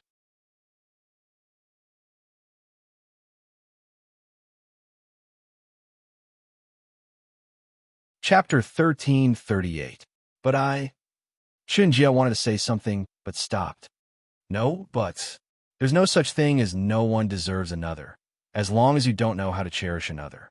Jia, you're a kind girl, and I Yang is also incredibly innocent. I don't want to ask how hard you've been in the past, but from now on, no matter what you decide to do, you have to be happy. Huamin really liked this assistant. She was obedient and never played tricks. Chief, thank you. Tears welled up in Chun Jie's eyes. She didn't think that her chief would view this matter in such a way. It was a pleasant surprise. Okay, don't be so sentimental. You should go back to work. When I have time, I'll talk to Yang. Don't think too much about it. After comforting Chun Jie, Huamin went back to packing. After work, Qin Shu came to pick up Huamin and parked her car at Southside. Honey, what are you treating me to? Do you want spicy hot pot skewers? Qin Shu was speechless. I really want to. It's so cold today, it's so nice to eat hot pot skewers, Huamin murmured as she cupped her face in her hands. Okay, let's go eat. Qin Shu really spoiled her. As long as Huamin wanted to eat, he wouldn't complain. The two of them parked their car in front of a big hot pot restaurant on the second ring road. Since it was the beginning of January, there weren't many customers. The two of them sat around a hot pot and ate some hot pot skewers. During the meal, Huamin told Qin Shu about Chun Jie and Yang. Qin Shu didn't say anything. Honey, you're not against celebrities dating, right? It's none of my business. Then why aren't you saying anything? I'm just wondering why you were against Jixin and Huang Yu dating, but now you're supporting Yang and Chun Jie? Qin Shu didn't know what Huamin thought about these two things. Men and women looked at things from different perspectives. Upon hearing Huang Yu's name, Huamin's heart ached. The night before New Year's Eve, she and Jixin drove to Beishan Public Cemetery to visit Huang Yu. That poor girl, honey, it has to do with personality, not identity. Yu's too timid and innocent. Her innocence is a bit childish. It's just that she's still a student and hasn't integrated into society, so she can't take a blow. Jixin's young as well, so it's hard for him to maintain an immature relationship because it's too unstable. Yang and Chun Jie, on the other hand, have similar experiences. Due to the hardships and misfortunes of their childhood, they're mature. Jie's very meticulous and thoughtful. Whenever I give her a task, she'll do it according to the rules without any excuses. She's very responsible. Yang, on the other hand, has never been tainted by the filth of the entertainment industry. If he still likes Jie after seeing so many different kinds of women, it means that there's something about Jie that attracts him. It's not impulsive, it's mature mutual attraction. After hearing Huamin's analysis, Qin Shu gave her a thumbs up. Honey, you should study psychology like Jiang Xiaowei. Your analysis is on point. I'm studying psychology. I'm quite interested in it. After Xiaowei gives birth and goes back to work, I'm going to harass her every day and ask her for advice. Huamin laughed cheerfully. Qin Shu picked up a skewer of cooked shrimp balls and placed it on Huamin's plate. The couple had a great time eating. In the blink of an eye, the 15th day of the first lunar month arrived. At night, the two decided to go back to the Qin Manor for dinner, so they had time during the day. Finally, both of them had time off, so Qin Shu suggested that they take Huamin to a hot spring resort in the suburbs. However, Huamin didn't agree. She wasn't in the mood to go to a hot spring resort. Honey, can you go somewhere with me? I really want to go. Where?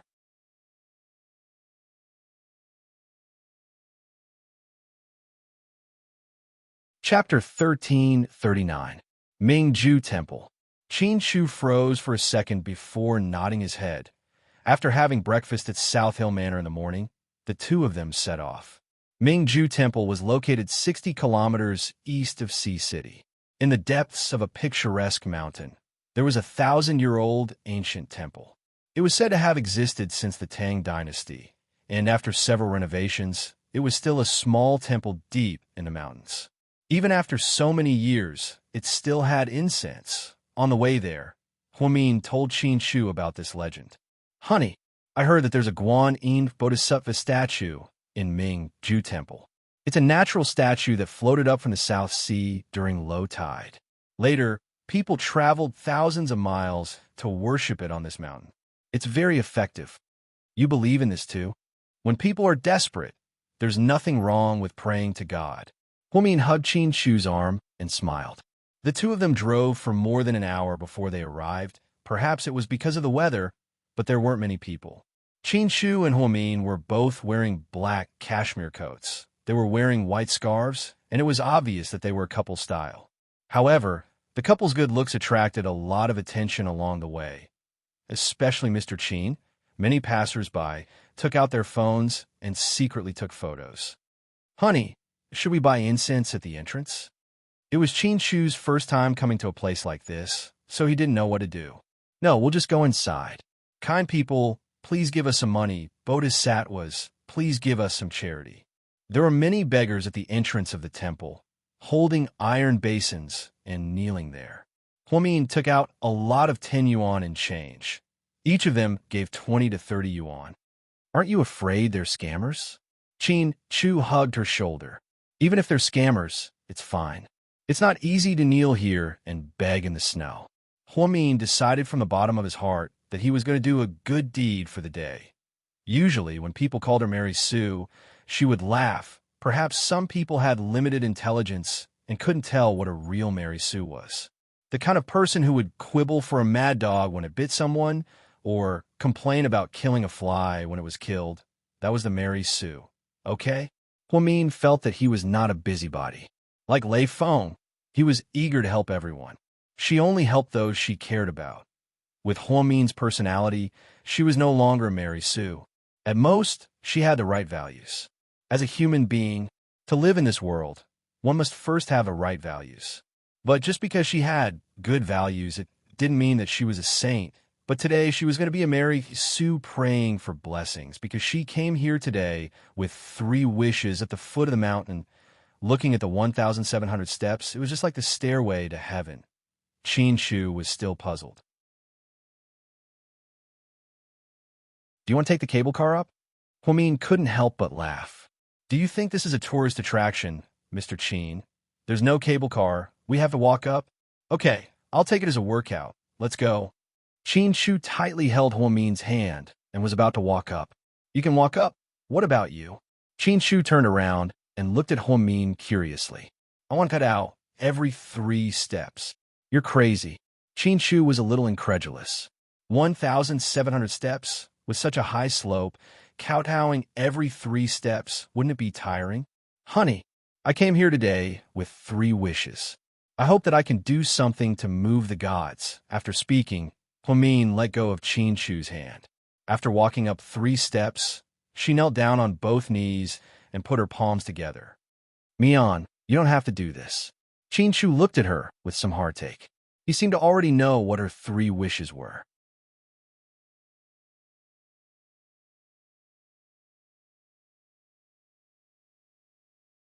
Chapter 1340.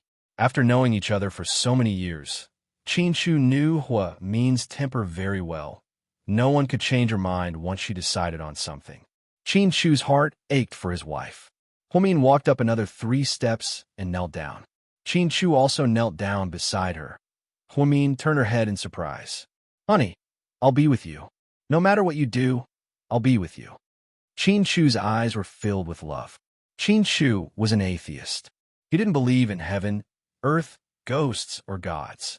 However, he believed in Huomin. As long as it was something Huomin wanted to do, he was willing to accompany her. Kowtowing every 3 steps on the 1,700 steps wasn't just for show. Huomin's heart was filled with gratitude. It was her idea to come to Mingju Temple this time. She didn't want Qin Shu to end up like her. However, she also understood Qin Shu's temper. No one could change his mind once he decided on something. Just like that, the couple slowly walked up the steps in the cold weather. Passers-by who happened to pass by all looked at them in surprise. They weren't ascetics, so they didn't need to kowtow every 3 steps on the difficult path of Buddha worship.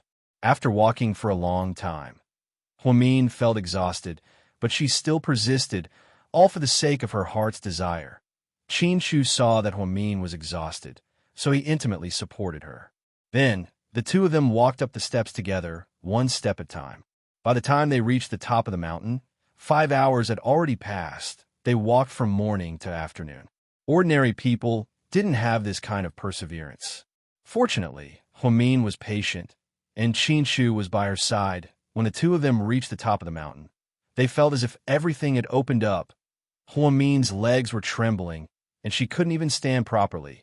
There was still about a kilometer to go from the top of the mountain to the temple without another word. Qinshu picked up Huamin horizontally.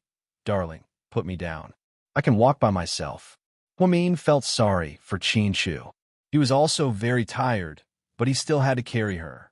He was simply looking for a beating. But no matter how much Huamin protested, Qinshu didn't say a word. He silently carried her all the way to the entrance of the temple. The two of them held the free incense sticks at the entrance and kowtowed one by one. Then, Huamin invested a few hundred yuan of incense money into each virtuous incense. Finally, the two of them arrived at the wishing tree. The 100-year-old tree stood there, graceful and graceful. With a hint of green in the cold wind, there were many red prayer ribbons hanging on the branches. Huamin spent 20 renminbi on 2 stakes. He gave one to Qinshu and kept the other for himself. "Write it down. I heard that you can make 3 wishes in front of the Bodhisattva." Huamin smiled innocently. Then he hid to the side and picked up a pen to write slowly. Qinshu smiled but didn't say anything. He also picked up a prayer ribbon and walked to the other side. Soon, the two of them walked under the tree with the prayer ribbons. "Darling, what did you write?" Huamin curiously wanted to see Qinshu's prayer ribbon. "Didn't you tell me not to let others see it? It probably won't work." Qinshu's lips curled up. Huamin pouted. Okay, Mr. Qin, I won't read it. Let's go put it on." Huamin playfully climbed up the tree to make her prayer ribbon higher. Luckily, it wasn't high, or else Qinshu found a place with fewer prayer ribbons and put it on. "Where are we going now?" Qinshu held Huamin's hand and asked gently. "I want to ask for a lot." Huamin hugged Qinshu and continued to act cute.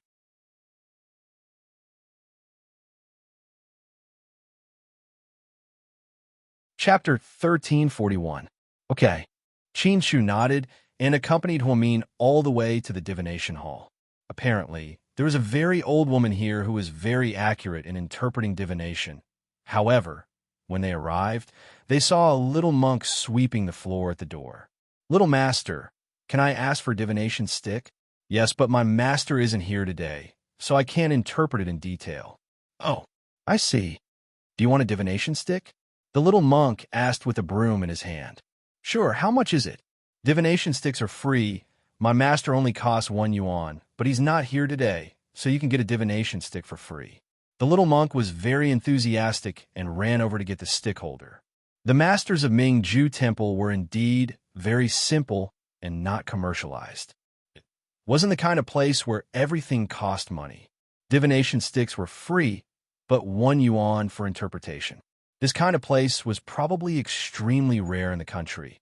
"Honey, do you want to get one too?" Huamin tilted her head and asked Qinshu. "No, just get one.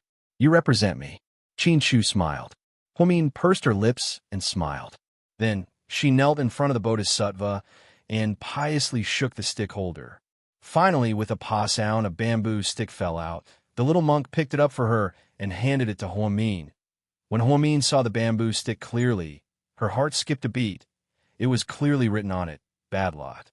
There was a simple poem beside it. The 79th lot. "The flowers in March flow with the water. The wind blows thousands of sorrowful hearts. Try to see the spring fade and autumn fade, and in the blink of an eye, one's hair turns white." Qinshu saw that Huamin's expression wasn't right. He took a step forward and looked at the bamboo stick in her hand. His expression also changed. The little monk glanced at the two of them and said, "Benefactor, this is a bad lot. No matter what you ask for, it's a bad omen.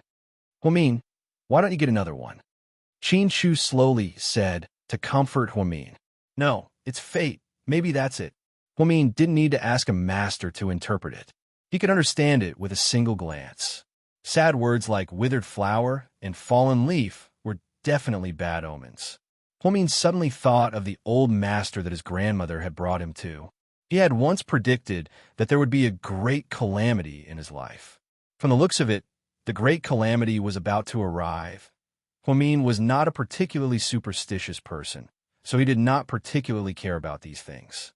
However, she had been feeling uneasy recently. Nothing had happened, but she felt restless, as if something was going to happen. It was the same for working in the hospital and sleeping at home. This feeling was especially bad. She had never felt this way before. Even during the middle school exams and college entrance exams, she had never felt this way. Huamin carefully placed the bamboo stick back into the pot.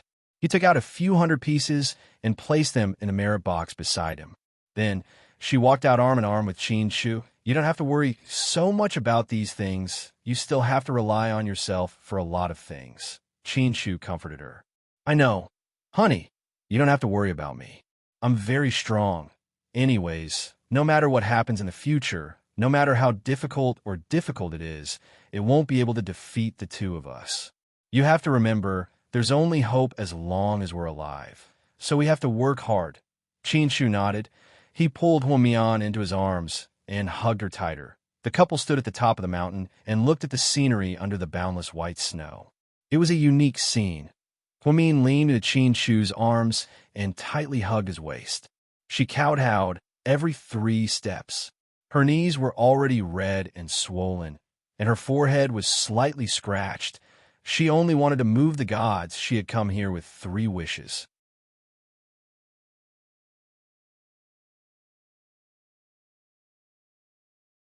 Chapter 1342. First, she wanted to be with Qin Shu forever.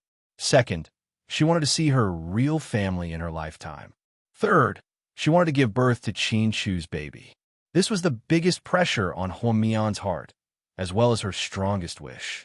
She wasn't a wishy-washy person. She had never mentioned it to Qin Shu, but she had always kept it in her heart. If there really are gods and bodhisattvas in this world, then I hope you can hear my wish.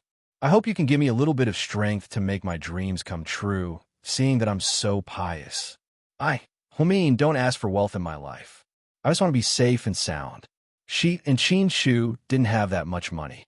They didn't have that much power and status. She didn't want to be famous, as long as they didn't leave each other. Huamin didn't know if this could become a reality, but it was what she wanted after a whole day of torment. The two of them were tired and hungry. They walked down the mountain and drove back to the city. They were starving like dogs when they passed by a home-cooked restaurant. Huamin couldn't help but asked Qin Shu to stop the car by the side. The two of them ordered a few stir-fried dishes in this small restaurant. They ate with great relish, perhaps because they were too hungry. Yixin had already returned to New Zealand. When he first returned, he remembered to call Huamin every day to tell him that he was safe. Later on, he got busy and forgot about it. Days passed, and in the blink of an eye, the first month of the lunar calendar had passed. The new year was officially over. At the beginning of February, Southside held a meeting. Huamin took the initiative to resign as the president of the Hua Genetics Association. It shocked everyone, but President Wu didn't ask much and immediately approved it. Hua Xiqian didn't understand and sent Huamin a WeChat message that day. Why are you resigning from the Hua Genetics Association? Because I'm too busy. I can ask President Wu to reduce your workload. It's okay. I like my job. I want to do what a neurologist should do. I don't want to manage a genetic association like a businessman. Haha. But are you also the person in charge of the Mian Foundation? Hua Xiqian laughed. It's different. How is it different? Hua Xiqian was determined to get an answer. My husband established Mian Genetics for me. It's our family's genetic association. As for the whole corporation, it has nothing to do with me anymore. Oh, so I'm an outsider to you? Hua Xiqian sneered. Huamin remained silent, but the answer was obvious. That night, Hua Xiqian withdrew the Hua family genetics, shocking Southside. Huamin knew that he was angry, so he removed the gene. In order to ensure the continuation of Southside's benefits for the patients, Huamin announced that the Mian Foundation would be invested in the Southside that very night.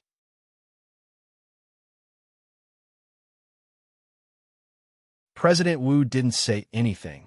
He allowed Huamin to make the decision herself. It was obvious that Huamin was beginning to draw a line between himself and Hua Xiqian on the night of the snooker celebrity night.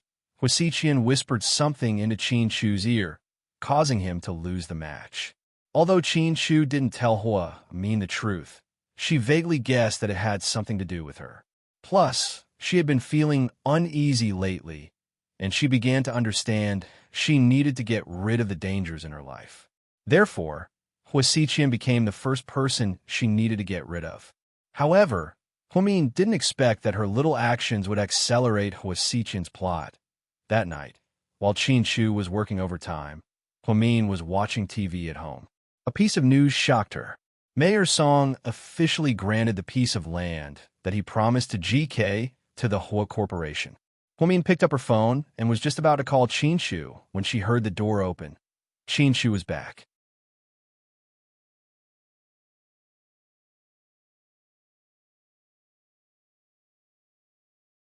Chapter 1343. Seeing that Qin Shu was back, Huamin put on his slippers and ran over to him. "Honey, I just saw the news. I know." Qin Shu lovingly patted Huamin's head. No matter how bad his mood was, he would always feel happy when he saw Huamin. There was nothing that could affect him, you know? How's that possible? Huamian was certain that GK would be the king of the land. However, he didn't expect Hua Xiqian to take advantage of the situation. It's normal. Hua Xiqian is now Uncle Song's son-in-law, so he has to take care of his family. "But I promised you. How can you do this?" The mayor can't go back on his word. Huamin was unhappy. "It's okay. That's Uncle Song's decision. I respect him. It's just a piece of land. GK doesn't care." Qin Shu was more open-minded and comforted Huamin. "But, honey, that's not how things should be done." I think, before Huamin could finish, Qin Shu interrupted him. "Honey, is there food? I'm starving. Yes, yes, yes, I'll go get it ready right now." Huamin ran into the kitchen. "A young lady, go get some rest." "We'll do it." The kitchen maids were very helpful. No, you guys go get some rest. I'll do it." Huamin was worried that her husband would be in a bad mood, so she volunteered to make Qin Shu 4 dishes and a soup. Previously, when they were at Imperial Park, she often sat down and fed him. Later, they moved to South Hill Manor. The housekeeper, the maids, the chauffeur, the gardener, and the security guards, there were so many people in the house that Huamin couldn't show off his cooking skills anymore. It was a rare opportunity for Huamin to show off his skills.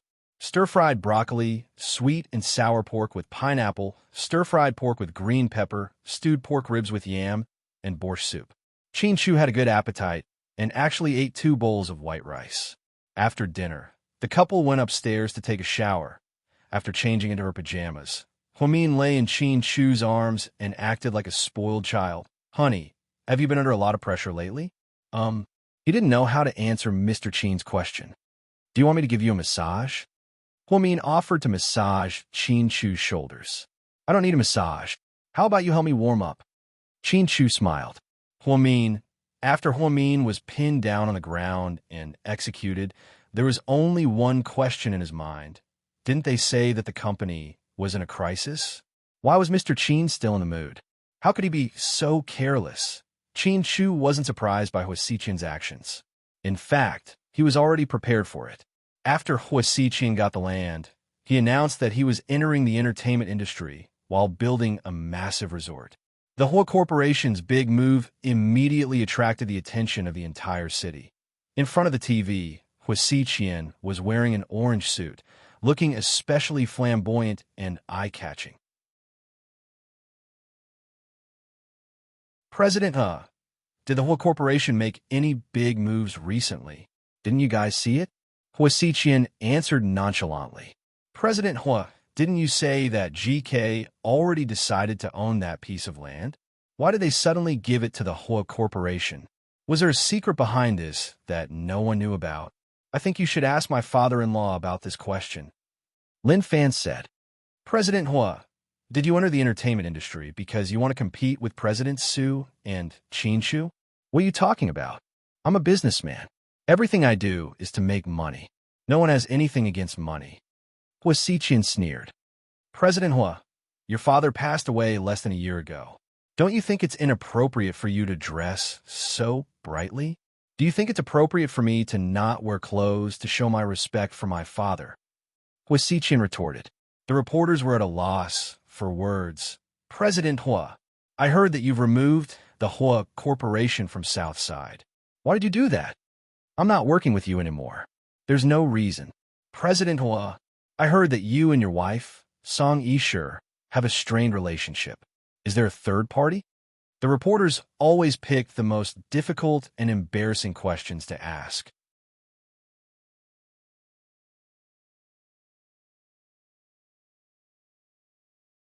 Chapter 1344. If that's the case, do you think my father-in-law will give me the land? Then, Huasiqian added, my wife and I love each other very much. Thank you for your attention. In front of the TV, Song Yishur was so angry that she wanted to smash the TV. This man was lying through his teeth. What did he mean by love? Their relationship was like that of enemies who killed their parents. If murder wasn't illegal, they would have stabbed each other countless times. Cousin, do you think Huasiqian suddenly wants to star in entertainment industry so that he can pick up girls more easily? This scumbag. Song Yishuan guessed.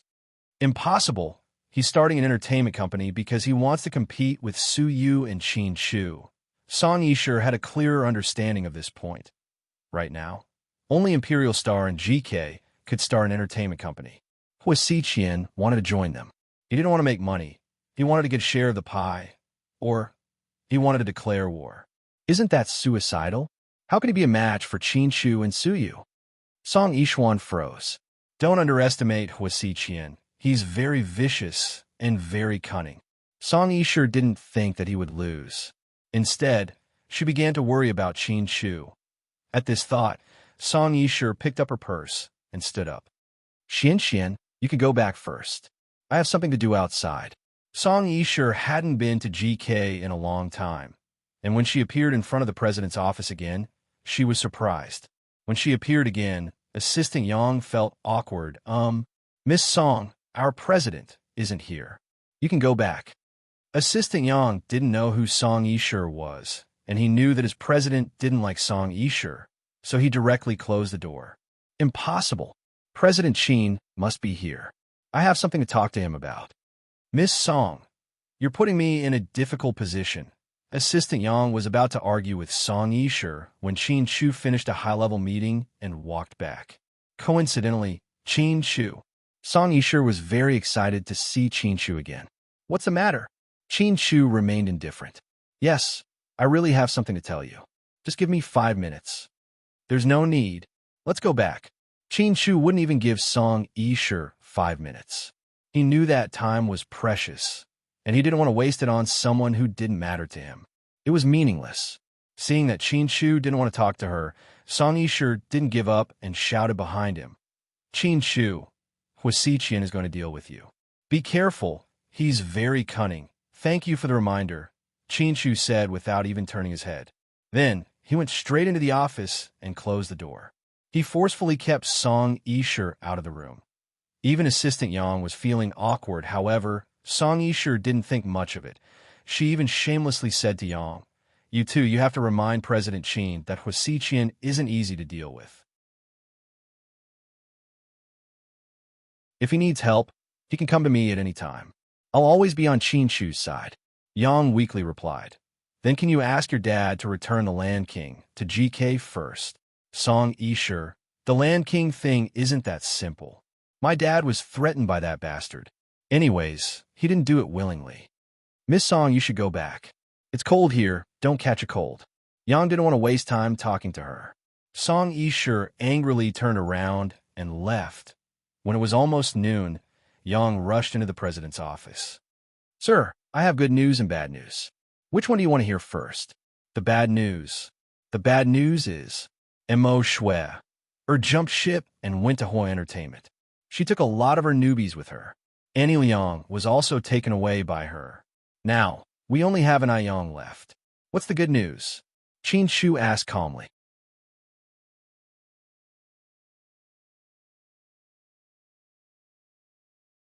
Chapter 1345.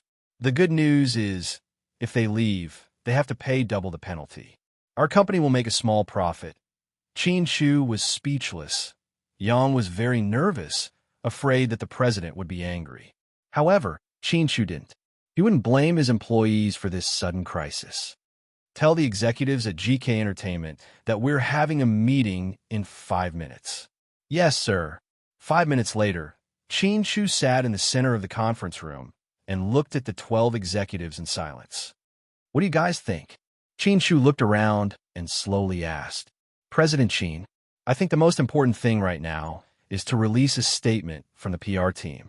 That way, we'll have an advantage in public opinion. What do you mean? Qin Shu continued to ask. Smear the artists who left. Say that they betrayed us and were bought by the whole corporation. As long as we misrepresent them, we'll win in public opinion. Then, we'll hire some ghostwriters to spread the news online. They might be boycotted by the public. This way, they'll know that betraying us won't end well. This executive suggestion was good, but it went against the bottom line of morality. Qin Shu found it shameful that Huang Mian would maliciously defame the artists who had left. I don't want to do that. Although the artists who left broke their contracts, they did make a lot of money for the company in the past year. They still have to make a living in this industry. I don't want to kill them all. Qin Shu and Hua Xiqian didn't want to involve innocent artists. Mo Shui was Hua Xiqian's lover, so it was inevitable that she broke her contract. She instigated the others to leave, so they were all victims. There was no need to smear their names. Plus, it wasn't the style of a big corporation. It would make them look cheap. Do you have any other suggestions? Qin Shu continued to ask. President Qin, what we lack right now are celebrities. Should we think of a way to poach other artists? This isn't something that can be done in a short period of time. We need to take it slow. You're right. The executive scratched his head and didn't dare to say more. President Qin, why don't we send a lawyer's letter first? According to the contract, even if they breached it, they still have to go through legal procedures. Well, that's fine. Go ahead and arrange it. Send a lawyer's letter first. Qin Shu nodded. The meeting lasted for more than an hour. When they left, Qin Shu was in a bad mood. A large number of artists leaving was a fatal blow to an entertainment company.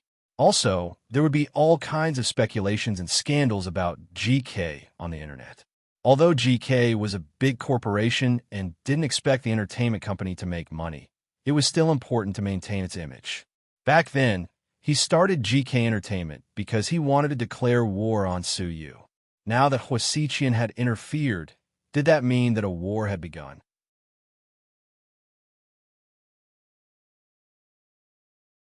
Qin Shu returned to the office and started to deal with all kinds of things. He also had to do interviews with important media. Huamin was the last to know. She spent the entire morning assisting the orthopedics department in performing a difficult surgery. His phone was turned off for 4 whole hours. As an assistant doctor, he naturally had to take care of every patient. By the time Huamin came out of the operating room, it was already 12:30 in the afternoon. She was a bit hungry, so she changed out of her clothes and wanted to go to the cafeteria. When she was halfway there, she realized that her phone had not been turned on. She waited for her to turn it on. Her WeChat was about to explode. All kinds of messages came in. There were even a lot of phone calls from unknown numbers.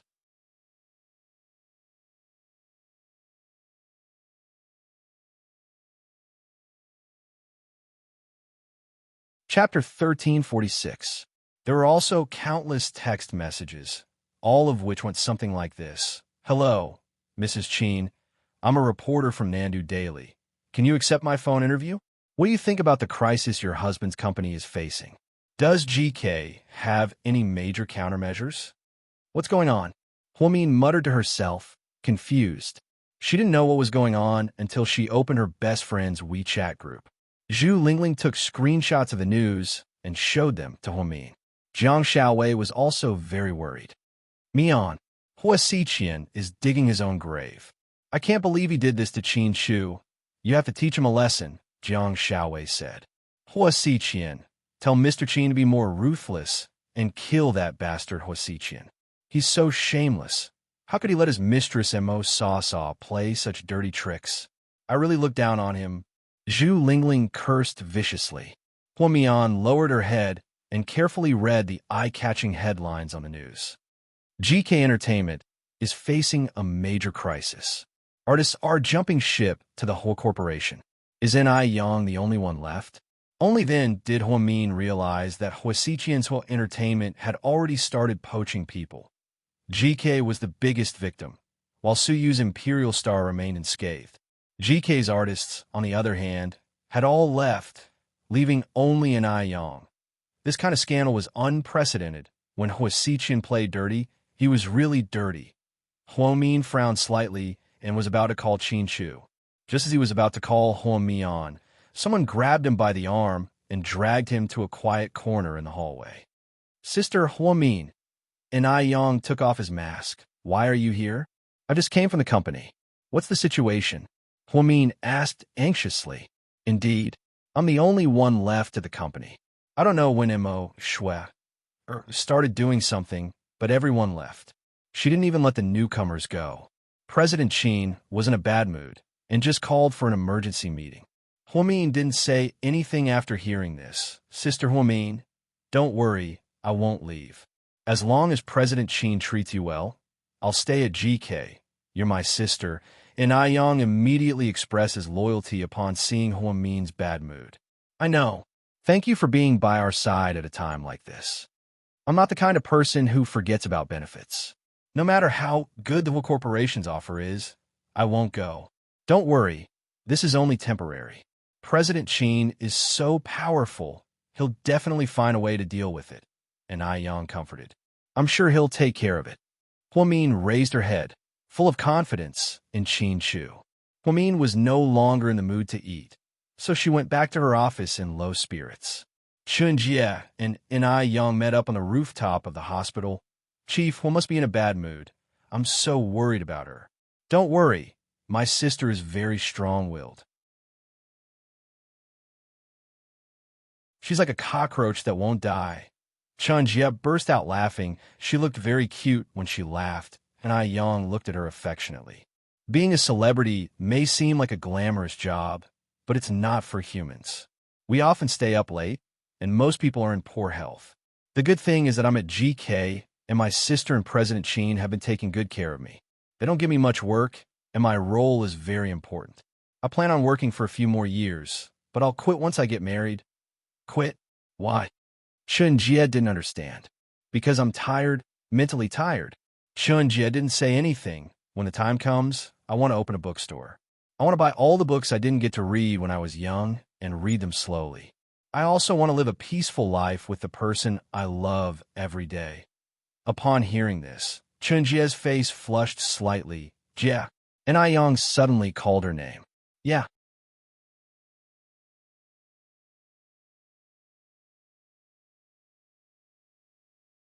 Chapter 1347. If one day I'm no longer a star, and all the glory is gone, will you still be by my side? And Ai Yang asked seriously. He didn't dare to look into Chun Jie's eyes. He didn't know what kind of answer this girl would give him. Chun Jie burst out laughing. What are you laughing at? And Ai Yang was confused by her laughter. I'm laughing at how smart you are. I didn't even agree to be with you, and you're asking me about the future. Aren't you a little too two-faced? Are you trying to trick me? And Ai Yang coughed, feeling slightly awkward. It seemed like Hua Min was right. This little assistant was too smart. But it didn't work. Seeing that Ai Yang didn't respond, Chun Jie looked into the distance and continued. I'm a stubborn person. If I like someone, I'll be with you forever. So, no matter if you're a star or an ordinary person, as long as you're willing, I'll always be by your side. Upon hearing this, Ai Yang's eyes lit up with ecstasy. He couldn't hide the joy on his face as he held on to Chun Jie's hand. Jie, you should go now. There are a lot of people in the hospital right now, and it's not safe if someone takes a picture of us. The company is in a crisis right now, and we can't burden Chief Hua and the others. Perhaps because she was shy, Chun Jie turned around and ran away as soon as she finished speaking. However, Ai Yang was still very happy that he was able to win the heart of this kind girl. Imperial Star Headquarters. President Su. Did you see the news? Should we do something? The Vice President of Imperial Star asked anxiously. What do you think we should do? I mean, should we keep an eye on our own artists? We don't want the whole corporation to make a move on us. He won't. His target is Qin Shu. Suyu was certain that Huasiqian's target was Qin Shu, so he wouldn't dare to do anything to him. If Suyu made a move, Huasiqian wouldn't be able to handle it. What Star Emperor needed to do now was to stay calm and observe the situation. Suyu's stance was clear. He was neutral and would not participate in the war between Huasiqian and Qin Shu. However, if someone dared to harm Huamin, it would be a different story. Some people said that Huamin was Qin Shu's bottom line. However, no one knew that Huamin was also Suyu's bottom line. Huamin's mind was in a mess at Southside. After much consideration, he decided to call Mr. Qin. So, she made a video call. Qin Shu picked it up almost instantly as well. "Hello, Mr. Qin. Are you in a good mood today?" "Not bad." Qin Shu smiled. "I saw the news. Are you okay?" "I'm fine. Thank you for your concern." Qin Shu joked. "You're still in the mood to joke around? Looks like you're really fine. Have you eaten yet?" "I have." "Don't worry about me. Just focus on your work." Huamin lied, not wanting Qin Shu to worry. "Okay, then I'll pick you up after work. Let's go back to the manor for dinner. Mom and Dad miss us." "Okay, I'll wait for you." Huamin smiled. After hanging up, Qin Shu turned around, his gaze cold again. "Let's continue with the meeting." He sat down, picked up a thick stack of documents, and started working again. After the sweet call with Mr. Qin, Huamin felt a lot more relaxed. After all, her husband was a god. Therefore, this crisis was nothing, and she didn't need to worry about it. Just as she was about to go out and find something to eat, she saw someone at the door. "Dr. Hua, we meet again." Huamin didn't say anything. Instead, she looked at the man across from her with hostility.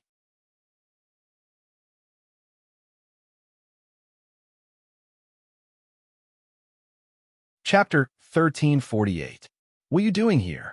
Huamin wasn't happy to see Jiang Yi at a time like this. She really didn't like this arrogant superstar. Yang told her that he and Qin Shu had already discussed the terms and conditions of joining GK. However, for some reason, he suddenly signed with Su Yu's Imperial Star. Huamin hated people who went back on their word the most. "Dr. Hua, I want to talk to you."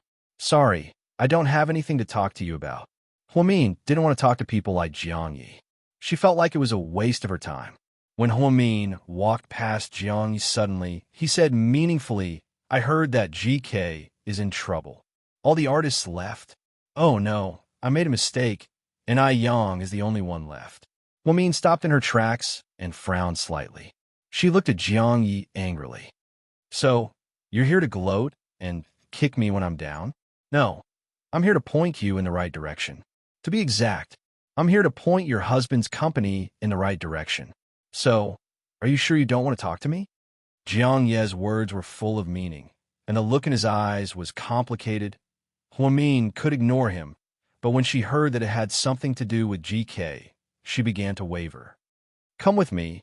This isn't the place to talk."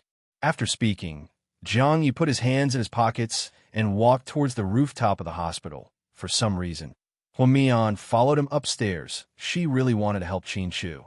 If he really did have a way, perhaps he could solve GK's crisis. The wind on the rooftop was strong, especially in the middle of winter. Huamian's white coat looked very thin. Jiang Yi took off his leopard print coat and handed it to her. "Here, put it on. You're freezing." "No. Thank you, Mr. Jiang. My time is precious. Just say what you want to say." Huamin rejected her outright. Except for Qin Shu, she didn't wear other men's clothes because she hated skin-to-skin contact. This was also Huamin's biggest obsession with cleanliness as a doctor. Jiang Yi had no choice but to take his clothes back and put them on himself. He then took out a cigarette from his pocket and put it in his mouth. "To tell you the truth, I can join GK. Didn't you sign with Imperial Star?" Huamin was slightly surprised. "I'm working with Imperial Star on a single project. I've already finished my part of the film, so I can sign with another company at any time. Not only can I sign with them, but I can also bring 5 A-listers, at least 6 B-listers, and countless C-listers. I can have as many as I want. Plus, there will be a ton of newbies. This way, GK's problem will be solved. What are your conditions?" Huamin looked at Jiang Yi calmly. She would never believe that a free lunch would fall in her lap, nor would she believe that Jiang Yi would threaten her with a huge sum of money. Otherwise, he would have gone straight to Qin Chu. Why would he bother her? Ha, smart. Jiang Yi really liked Huamin's intelligence. Some men didn't like smart women because they didn't like smart, self-righteous women. However, Huamin's intelligence was always perfect, making people admire and respect her from the bottom of their hearts. So, what are your conditions, Mr. Jiang? Huamin continued to ask. Jiang Yi took out the unlit cigarette from his mouth, put it behind his ear, and smiled. Have sex with me. Before Huamin could respond, he added, just once will do. Jiang Ye's feelings for Huamin were very simple. Even Mo Shui could tell.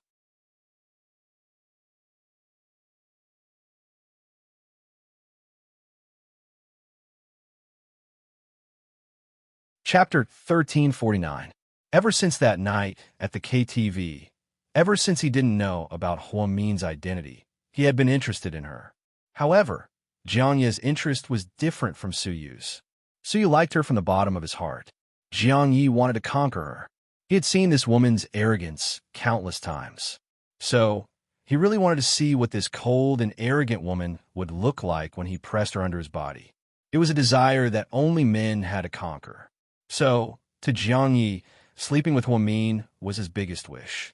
He wasn't naive enough to ask Huamin to divorce him. They were already so old, and it wasn't like they were in a relationship. There was no need to be so serious. After he said this, Huamin laughed. When he saw Huamin laugh, he thought that she agreed. His mood instantly improved. Do you think you can sing? Just once is enough. You've listened to too many of young Zhongwei's songs, haven't you? Jiang Yi, do you think something like this can stump my husband? You're even threatening me? You're so childish. Have you stopped drinking? Jiang Yi, sleep with you? If I lit a fire behind you with a lighter, would you be able to go up into the sky? Do you really think you're a rocket? Jiang Yi, since you're so brainless and said such stupid things, I won't stoop to your level, but I have a suggestion for you. Next time, don't stop when you leave the house. After speaking, Huamin turned around and left. It was a complete waste of her precious time, listening to him bullshit. Did he really think that she was a little white rabbit, a Mary Sue, who would cry and beg for help or sacrifice herself? She wasn't that dumb. She knew how to weigh the pros and cons of a situation. It had been a long time since she scolded someone like this. Huamin felt especially good, as if all the bad luck she had been holding in for the day was gone. After being scolded, Jiang Yi didn't get angry. Instead, he laughed. It turned out that this woman was such a weirdo when it came to scolding people. No wonder Su Yu fell in love with her. Interesting, what an interesting woman. Jiang Yi stood on the rooftop and laughed to himself. When they got off work, Qin Chu came to pick Huamin up. The two drove back to the Qin manor. Huamin didn't ask about the company, so she trusted that Qin Chu would take care of it. Inside the Qin manor, when the two elders of the Qin family saw that their son and daughter-in-law had returned, they were especially enthusiastic. Mrs. Qin handed a cup of rose tea to Huamian. It's cold outside, isn't it? Have some flower tea. Thank you, Mom. Huamian sat next to Mrs. Qin and chatted casually. Qin Chu's assessed. Chu. I know everything about the company. Dad, it's not a big deal. Don't worry, I can take care of it. I believe in your abilities. I just think it's too tiring for you. I think it's better to sell GK Entertainment. We can focus on real estate and jewelry. We don't need that little bit of money. The older generation was old-fashioned. Qin Chu's father didn't think that running an entertainment company was the right way to go, so he wanted to use this opportunity to persuade his son to give up. Dad, I understand what you're thinking, but it's not what you think. Entertainment is profitable, and we can diversify. Not only can we invest in movies and TV series, but we can also promote more celebrities. We can also expand our endorsements and perform in many commercial projects. Anyways, I'm quite interested. Seeing that Qin Chu was insistent, Qin Chu's father didn't say anything else. At dinner, the housekeeper made a lot of delicious dishes. The four of them sat around the table and ate. Lady Qin kept putting food into Huamin's bowl. Mian, eat more. You're preparing for pregnancy. You need to eat better. I'll do it myself, Mom. Huamin was a little embarrassed and lowered his head. I hope you guys have your own children soon. Your mom and I aren't young anymore. I don't know if we'll have the chance to see our grandchildren grow up. Ha! I've been dreaming about it. Qin Shu's father drank a few more glasses of white wine and spoke his mind. Dad, Qin Shu immediately reminded him. He didn't want Huamin to feel burdened.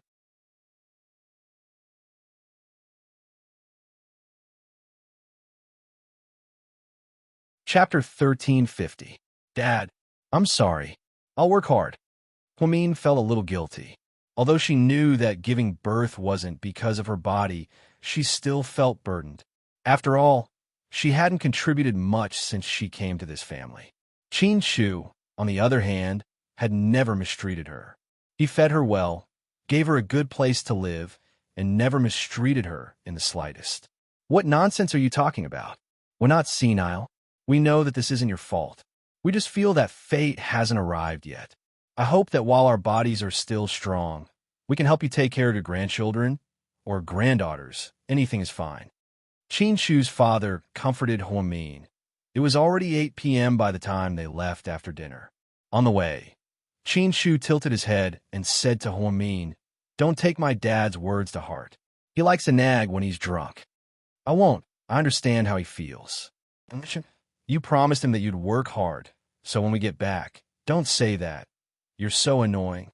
Huamin knew that Mr. Qin was going to turn yellow again, so he hit him in advance.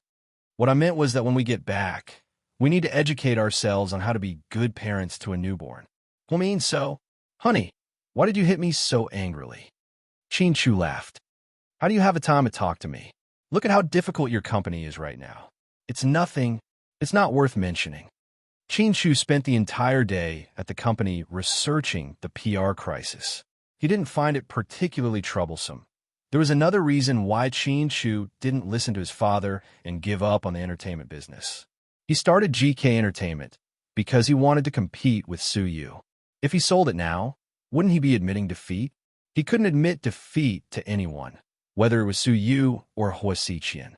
He had to win, because only by becoming the strongest he could protect his wife better. He always knew how outstanding Huamin was, and he always knew how many people wanted her. He couldn't tell her, but he had to be careful of anyone or anything that could ruin their relationship. This was the pressure of being a man. Just like how he once joked with Huamian that the women who were after him were easy to deal with, Huamian thought. And the men who have their eyes on you are all hardcore fans, so they are especially hard to deal with. Although it was a joke, it was the truth. The next morning, GK released a statement that GK Entertainment would continue to operate and wouldn't be affected by anyone's departure. At the same time, GK's Elite's Huamin TSSS contract. Also, Huamin's, GK's, and Stars' editions Hua and Santa S's Huaman S's of the of Hua of Tol Iswa was immediately Hua. No one seemed to be paying attention to Mo Schwerer's escape. At a press conference at GK headquarters, Qin Shu attended and accepted the media's interview. President Qin, more than 200,000 people have signed up for the Star of GK. Did you expect it to be this popular? Yes. As expected, Mr. Qin was still as arrogant as ever. It made the young reporter feel awkward. President Qin, will GK fully ban the artists who betrayed you in the past?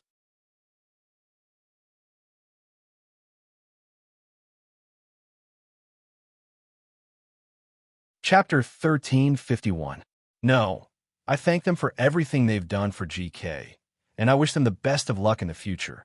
These were Qin Shu's heartfelt words. He didn't need to ban those artists. He was generous enough to do things. After all, he wasn't on the same level as those artists. President Qin, a new year has begun. Do you have any wishes this year? Do you plan on working on bigger projects? Qin Shu lowered his head and was silent for a few seconds. Then, he replied in all seriousness, I hope I won't be so busy in the new year. I'll take some time off to go to California with my wife. Why go to California? Is there a special reason? The reporter asked. Because we both love the song Hotel California. I promised her that I'd take her to see the sunrise and sunset in California. Wow. President Qin, you love your wife so much. Are you planning on having a baby this year? It all depends on my wife's mood. Qin Shu replied cleverly. Qin Shu's interview tortured a bunch of single people. It also cleverly resolved the crisis of an artist leaving. When Huamin saw the video on his phone at Southside, he felt his heart melt. He even remembered what happened at Hotel California. Huamin thought he only said it casually. Girl, did you see the live stream? Your husband is so handsome. Ah, why can't he be my man? In the WeChat group, Zhu Lingling exclaimed. What would you do if I took a screenshot of what you said and sent it to Captain Gao? Huamin laughed. Fuck, don't you dare. I'll skin you alive. I'm afraid Captain Gao will skin you alive before you skin me alive. Huamin said proudly. There's a type of husband called Hua means husband. Jiang Xiaowei sent this message. Haha, Dr. Jiang, you're so funny. Zhu Lingling laughed hysterically. Enough, you two, that's enough teasing. Huamin continued to laugh. We haven't seen each other for a while. I miss you guys so much. Let's meet up sometime, Xiaowei suggested. Okay. Wait for me to fly back. I'll be there in the morning the day after tomorrow. You two can decide on the time. Huamin, how about the night after tomorrow, after I get off work? Jiang Xiaowei. Okay. Zhu Lingling. It's settled then. See you later. After chatting with the two women, Huamin sent a big hug to Qin Shu. Huamin, honey, you're so handsome today. Qin Shu, when am I not handsome? Huamin, can you not be so proud? Qin Shu, is this your first day meeting me? How could he ask such a stupid question? Huamin, hubby, that was a beautiful counterattack. Love you. Qin Shu, love doesn't come with words. Huamin, facepalm. Here we go again. Qin Shu, love is felt with your heart. Honey, why are you so shy? Did I say something wrong? Huamin, idiot. Are you messing with me again? Qin Shu, I probably have to work overtime today. If you get off work early, you can come to the company. Huamin, MHM, I want to check if any of the tens of thousands of girls in the audition are interested in you. Qin Shu, okay, you're welcome to check on me. Huamin, if I find out, you'll be kneeling on a durian. Qin Shu, if you can't find out, I'll have to tie you up with a belt again tonight. Huamin's face turned red at the mention of the belt. He was so shy, inside the CEO's office at Huamin's headquarters. Mo Shui. Was half lying on the sofa in a low-cut dress as she looked at Hua Xiqian with a smile. Oh, it seems like someone didn't do anything. Instead, he made them popular. Hua Xiqian was calmly writing with a brush in his hand. These are just appetizers. What's the rush? So, you have something else up your sleeve? Mo Shui sat up and asked tentatively. You're tuning into the Romance Rendezvous YouTube channel. We're so grateful for your support, and don't forget to subscribe to join us on this incredible journey through captivating stories. Your generosity through donations truly makes a world of difference, as it's the primary source of revenue that allows me to expand and enhance this channel for you. Thank you from the bottom of my heart for being a part of this adventure.